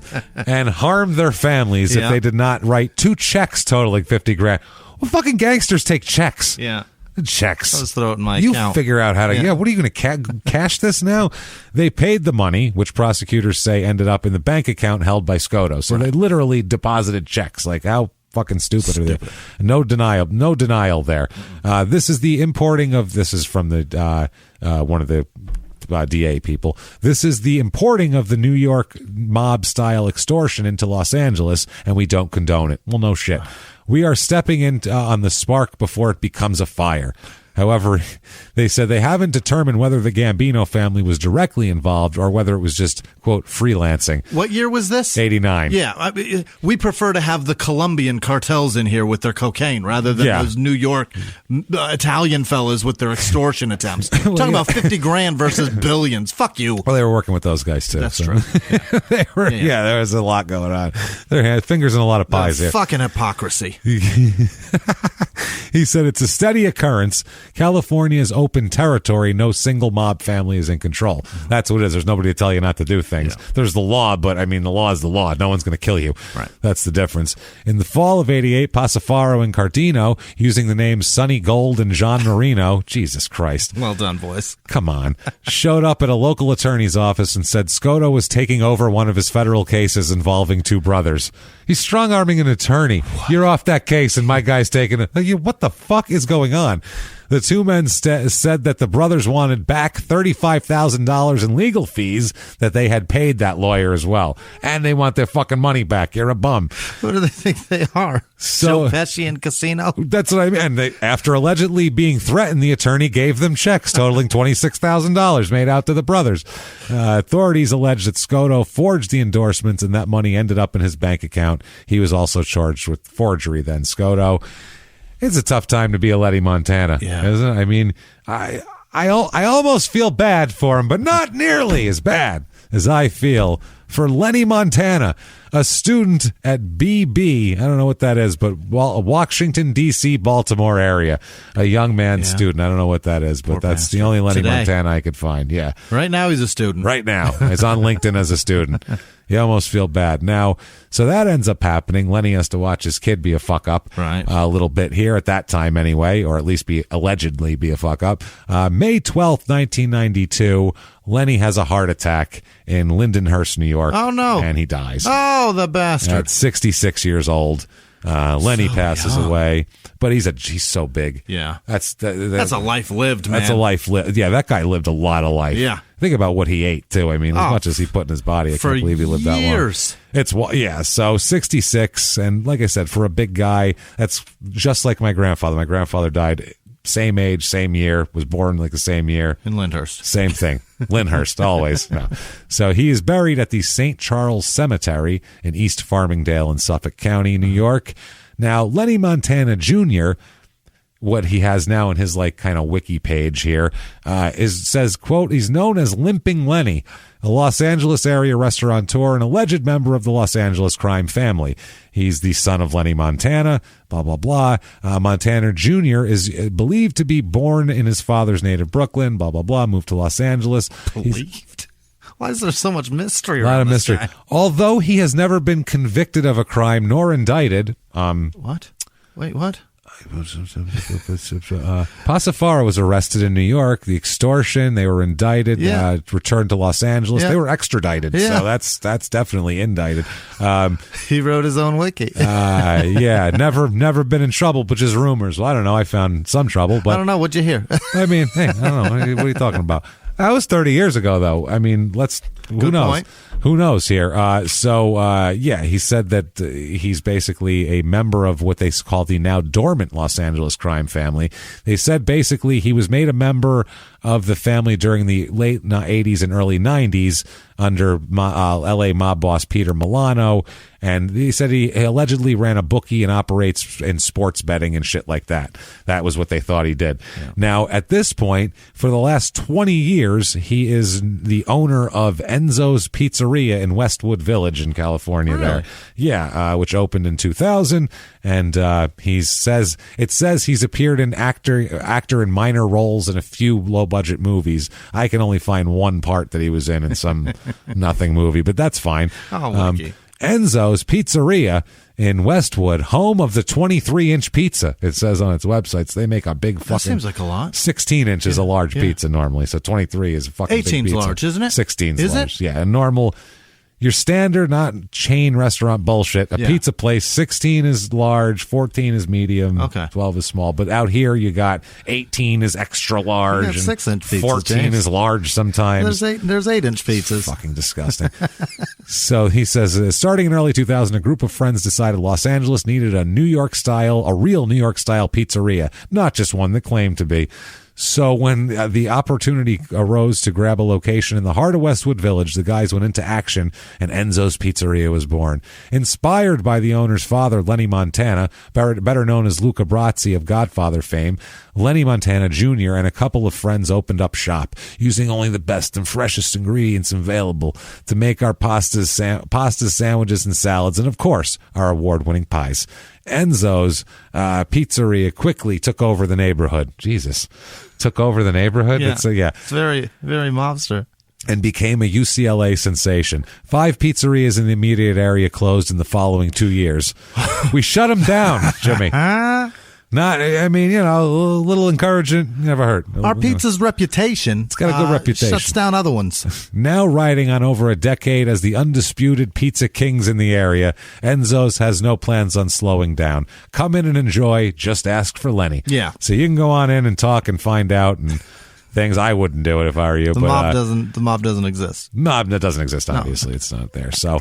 That, everybody, can't get enough? Yeah. Watch the goddamn Godfather, period. And then The Jerk. Yeah. Just do those two things, because nothing else you're going to find. You're not going to go... he was in so many movies. He's in a lot of movies. There's a lot of autograph stuff of his out there. Godfather memorabilia. Francis made him a star. He made him a star, man. Wow. Everybody knows who he is. You know who he is. He would have been just some wrestler, Columbo family member. That $7,000 ain't shit in comparison to what it's going to do for your life later. And he's Luca Brasi. Yeah. So, I mean, what it did for every time he walked in anywhere, it was like, oh, it's Luca Brasi. Right. Like, he was a very famous character. Yeah. It's wild like shit. Big Pussy. Yeah, it's right. People know. People know Paulie Walnuts and Big Pussy. Yeah. So, there you go. That, everybody, is Leonard Pasafaro, a.k.a. Lenny Montana.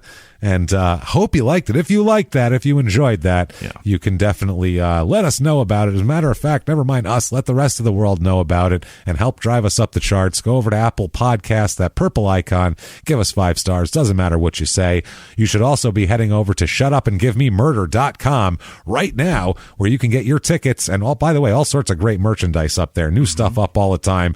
But you can get your tickets for January 29th, 2021's virtual live show. It's it's a real small town murder episode, just like we would do live in a theater. We're just going to pretend that we're in a theater and that the thing filming us and broadcasting us out to the world is actually 1,000 people in seats. So we're going to pretend. We're going to have mics, visuals, everything. It's the real deal. Get your tickets over there at shutupandgivememurder.com right now, and it's available for 72 hours after it's over, too. That's the big part. So if you miss it, if you can't make it that night, you make it the next night, or the next night, or the next night. Right. So check all that out. Get your merch. Listen to Small Town Murder if you haven't, so you'll want to go to this live show, virtual live show, and see it. Listen to P.S. I Hate This Movie, because I have to watch Twilight, and that's a mess. Bonus episodes. My God, so much bonus stuff. It's pretty deep. It's wild. We do lots of stuff on Patreon, patreon.com/crimeinsports. This week, a little more wrestling content, a little more modern. We're going to look at a defunct 90s wrestling organization. They did a Dark Side of the Ring on Herb Abrams. Really? He's the owner, and absolute just disaster of a human being and everything that he touched. He died in one of the weirdest, craziest ways ever. Shit is weird. Good. We love defunct, failed ventures here. USFL was a lot of fun. We're going to do the same thing with the UWF. It's just a little dirtier. There's so much hope and promise when shit starts. So much. And then it's dashed. It just goes so away. Much fun. We love it. So check that out. And on Small Town Murder, we are going to do the worst small town reviews I can possibly cultivate. Great. So just people savaging where they live, which will be hilarious. The very specific complaints. Yeah. The sweeping accusations.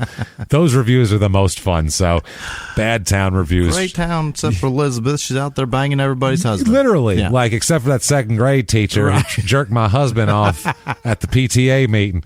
She's no goddamn good. The rest of these people are good people.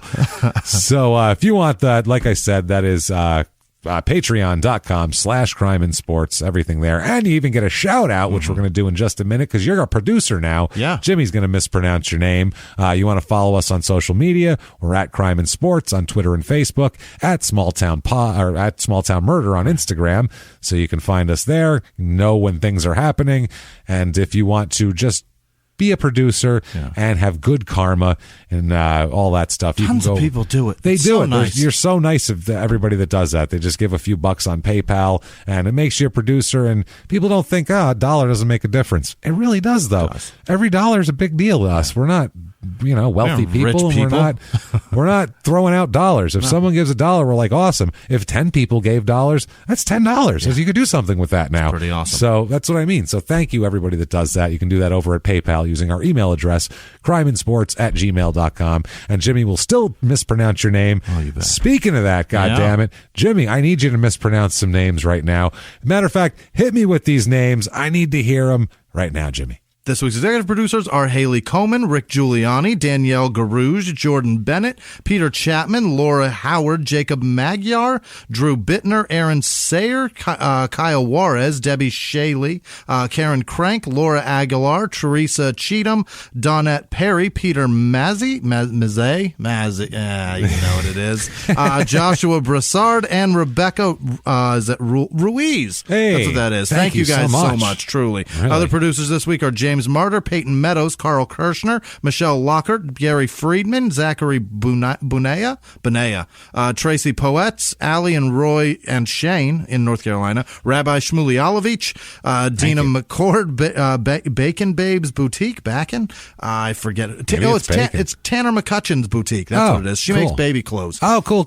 Lisa Not Tucker? bacon? No, not bacon. I think it's Bacon. It might be Bacon. It might be the town she I don't know. It's the Babes Boutique is what it is. Well, Lisa Tucker, Tara Lathan, Samantha Anderson, William Chisholm, Maria Rasper, Joanne Ahern, Brooke Kale, Janice Hill, Susanna Platt, Patricia Winterbauer, Kaylee, nope, that's Kimberly Radisky. Oh, and it's her she's 8 years sober. Congratulations. Hey, congrats. Hang in there, stay on the path. Hell yeah. Laura Blakesley, Lauren Benish, Brandon Benio, I think, Graham Wilding, Anita Martinez, happy birthday, Jessica Monroe, Tracy Lambert, Arias, and Darren Mihal. Happy birthday, guys. Happy birthday. Susan Olgis, Terry Johnston, Jennifer Lamb, Zane Holt, Thomas Smith, Aaron Ishiek. Never going to get it. Nicholas Solpa. Cameron Smith in Australia, Tim Watson, Justin Garcia, Mary Jo Jenkins, Ali Sabola, Aaron B., Joe Hawk, Nicole Galvany. Sure. Erica Raleigh, Kagan Randolph, Chase Cummins, Kimberly Owens Goldstein, Oscar Kochansky, Katura Lynette Crum, Audrey Tarr, Soraya Milano, I think. Probably, you know who it is. Alyssa. Julia Olinek. Eric with no last name. Cassie Hewlin. What is this? Colton Rose. Mike Vandenvond. Ali Avond. Jesus. Ali Rydell. Monica O'Leary. Colette Ciarlante. Tiffany Gizar, Charles Harden, Mac with no last name, Tara Bennett, Lendale Lloyd, Robin Harris, James Anthony Hakala, Nicole Van Newland, Liz MMX, Noah Tolbert, Jay Hawkins, Anders Hansen. It's probably Anders, right? I don't know. Workaholics, it was Anders. Okay, April with no last name, Space Warlock. Stephen Sharp, Jeremy Hinkle Running, Kelly Biggers, Brendan with no last name, Carly Boyd, Lily Binkus, Amber Ray, Devonna Cleary, Anastasia with no last name, Blake Almond, Corey Adair, Tanny, Quady, what? Queedy? Gentry, Mr. or Mrs. Gentry. That's who it is. Sarah Korbecki, John Gully, Jasmine Fuse, Nija Clifton. That's tough. Joseph Samuel, TJ Viger, Jessica Walkowski, Cobra Clutch, Christine Huring, John Miles, Charles Peterson, Carlos Fuentes, Janine M., Andy Gish, Tinkara Kristovich, Crystal Reed, Emmy Whitehouse, Jason Covert, Alila Alcade, nope, Shane from Detroit, Shanna House, Noni Arnold. What did you want to say to me? I was going to say I was just about to say I don't want to spook you, but you're doing really well. And just as I open my mouth, you fucked Alili Al-Qaedi. Yep, it's like, all right. Rhonda with no last name. Lily Curie, Onion Fart, what the fuck? Megan Baugh. Sounds great. William Valencia, Chloe Scott, Ryan Gaffney, Timothy Smith, Shelby and Brad Schweigel, Harrison Lee, Heidi Hauser, Jack Cornelius, Killian Leaf Cargan, Brad Anderson, Outdoor Mike, Melissa Martin, Kara Joseph, Mary Absher, Gabby Malman. Why is Mike outdoors? I don't know. He's outdoors now. Outdoors now. Ursula Sabick, Becky Amen. Ty Broyles, Kaylin Hall, Lady Vandercat, Cameron Aaron, Amy Ann Nathan Duke, Seamus Mooney, Jennifer Krimmel, Tom L. Leidner? Shit, I put too many spaces. It could be Tom L. Eidner. It's probably Leidner. Caitlin Ligon, Andrea Connor, Tangina Islam, Amanda with no last name, Jessica with no last name, M. Turner, Olivia. Then how did I do this to your last name? Crusand? Chiasano. Hey. There it is. Look at you. Sarah. I don't know where you got that from, Crusand, but you pulled it right out of your ass. Congratulations. Sarah Firestone, Haley with no last name, Benjamin Ortiz, Tammy Finally, Kevin the Tech Ninja, Tyler Moore, Evelyn Sideropoulos, Joseph Murphy, Elliot Walker, Ashley Zabel, Michelle Stymack, Spoopcast. That's not her last name. Chris Harrison, Mallory Goetz. There she Goetz. Morgan Hess, Kassra, Darren Parvo. Yes. Adam with no last name. Emily Field, Ryan Brent, Davinia Way, Melanie Tamarind Hallstrom, Lori Ivy, Colleen Curry, Gino Balderrada, Stephanie King, Charles Brandt, Gareth Hall, Jacob Van Sickle, Tay with no last name, Ryan Crocker, Teresa with no last name, Heidi Hoffman, Chris Willis, Kelly Fordham, Cola Noble, Heather Phillips, Kristen Mudrick, Jamie Daniel, Kyler Molland, Brian Keller, Stephanie Morey, Sarah Worley, Sarah Kale, Zax, nope, that's ZX Saturn, or it's Zach Saturn. It might be his car. Might be Zach Saturn. That's nice. Amy Marie, Max Winland, Jen Curry, Jamie Zach, Danielle. Save whatever you're giving us and get rid of that Saturn, but they don't even make those anymore. They don't make them. They don't make the parts. No. Yeah, it's just for you. Anna Otto, Brian Keller, Kyler Molland, I said that, Ashley Clark, Sierra Varley, Samantha Ben, Jessica Lindsay, Sarah Booker, Danielle Rexeidler, Joe Longhorn, Patrick with no last name, Taylor Kirkdorfer, Tara Lathan, Tamsin Andrews, Adriana with no last name, Kalina Lizey, Gary Spur, Shanna Charles, Simon Maber, Aaron Perry, Steph with no last name, John Geyser, April Jennings, Monster FPV, I don't know what that is. Wow. Valerie Woods, Monique Eckert, Zet with no last name, Beth Castro, Don Polson, Goody Goodwin, Connor Sundstrom, Susan McLean, Terry Johnston, D-, Cheryl Prater, Paul Boyle, Liz Cox, Liza Cox, that's it. Serena Henson, Adam Brown, Aboot 0923, Brianna Foster, Elizabeth Cartwright, Sarah Hahn, Jorge Torres, Jeff Kizelstein, Kia Bolden, Gimbal Lou Graham, Shane Benner, Sarah Jane, Carrie Meyer, Ryan Craig, Dorian West, Darren Rhodes, Chrissy Tate, Susan Moran Giello Koenig. I'll never get it right. Ian Woodhams, Christine Eicheltz, Dylan Link, Elizabeth Richard, Haley Hoffman, Caden B, Cattenby, Miranda with no last name, Joni and Max Price, Justin Spruill. What did I do? I don't know. I've done something wrong. Spurville? What have I done? Leanne Kubiak, Beatrice Roman, Leah Russell, Annalisa Turner, Adam Jones, Josh Robley, Katie Mancuso, Andrew Dobos, Desiree Dufresne, Samantha Jenkins, Courtney Geary, Adrian Wright, Allie Radcliffe, Calvin Gonder, Misha White, Vanessa Lawson, Allie Munn, Lana Hazelwood, Jan Jans. Sure. Tara Lane, Kate Rorden, Jesus, Elizabeth Whitby, Richard Welsh, Morgan Metzger, Elizabeth, no last name, Jamie Miller, Jeffrey Hauser, yes, David Jackson, Nicole Powells, I don't know what I did there. Oh, boy. Powers, Ryan Shills, Sarah Grube, Jessica Berry, Autumn Palmer, Jessica Garrison, Cheyenne Meadows, Mike Holbert, Sarah Conway, Rochelle Dobbs, Justin Joshua Meyer, Neil Hollowell, Emma Branaby, Katie Cakes, Allison Ream, Lanny 110, I think, Karen Dane, Crystal Leanne, Teresa with no last name, Sammy Maserly, Angie Jones, Corey with no last name, Karina Gierke, Homestretch, Lindsay Nelson, Molly Stapleton, Jaylyn A's, ass, almost, Tommy Lee, probably not the one, Ray Bradway, Ashley Veneman, Ed O, Brandon Cigars, Jem with no last name, Emily Booms, Brady Mullins, Adam Rogers, Brendan Brown, Kevin with no last name, Joe Dawson, Carissa Evans, Matt Britt, Deanna, nope, that's Dina Miller, Robin Throckmorton, Keisha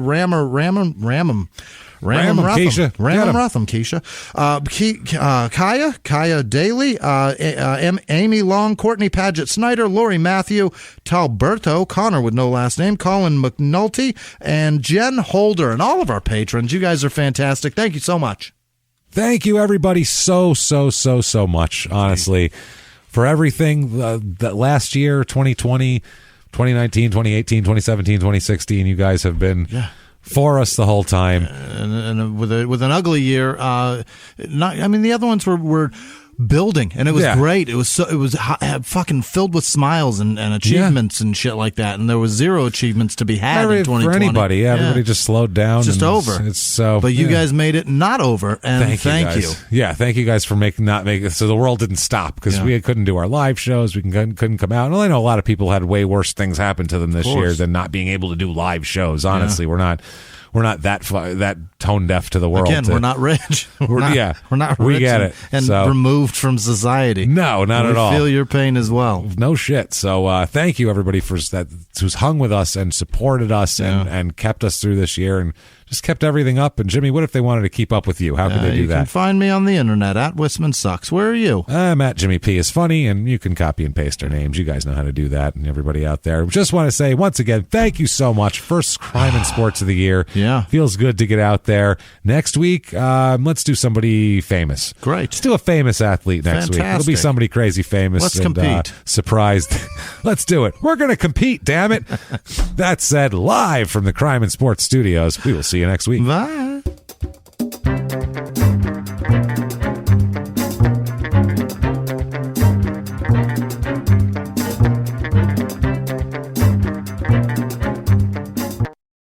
If you like Crime and Sports, you can listen early and ad-free now by joining Wondery Plus in the Wondery app or on Apple Podcasts. Prime members can listen early and ad-free on Amazon Music. Before you go, tell us about yourself by filling out a short survey at Wondery.com/survey. In the 1980s, a rosé swept the country. Hey, Mike, I really like this white Zinfandel. Well, good. Now put it down. We're going to try another one. White Zin became America's top-selling wine. But most don't know that this sweet drink has a sour history. What began in 1986 with counterfeit bottles. A big fraud, a multi-million-dollar fraud. Sent investigators chasing one of the most powerful families in the business, the Licciardis. But the closer the feds got to them, the more dangerous things became. It's a story of deceit. At the time, I was paranoid. Threats. You touch my kids, I will kill you. And murder. With a .22 caliber bullet to the head. What started with a scheme to mislabel wine spilled into a blood-soaked battle for succession. Welcome to Bloodvines. You can binge listen to Bloodvines exclusively and ad-free on Wondery Plus. Join Wondery Plus in the Wondery app, Apple Podcasts, or Spotify.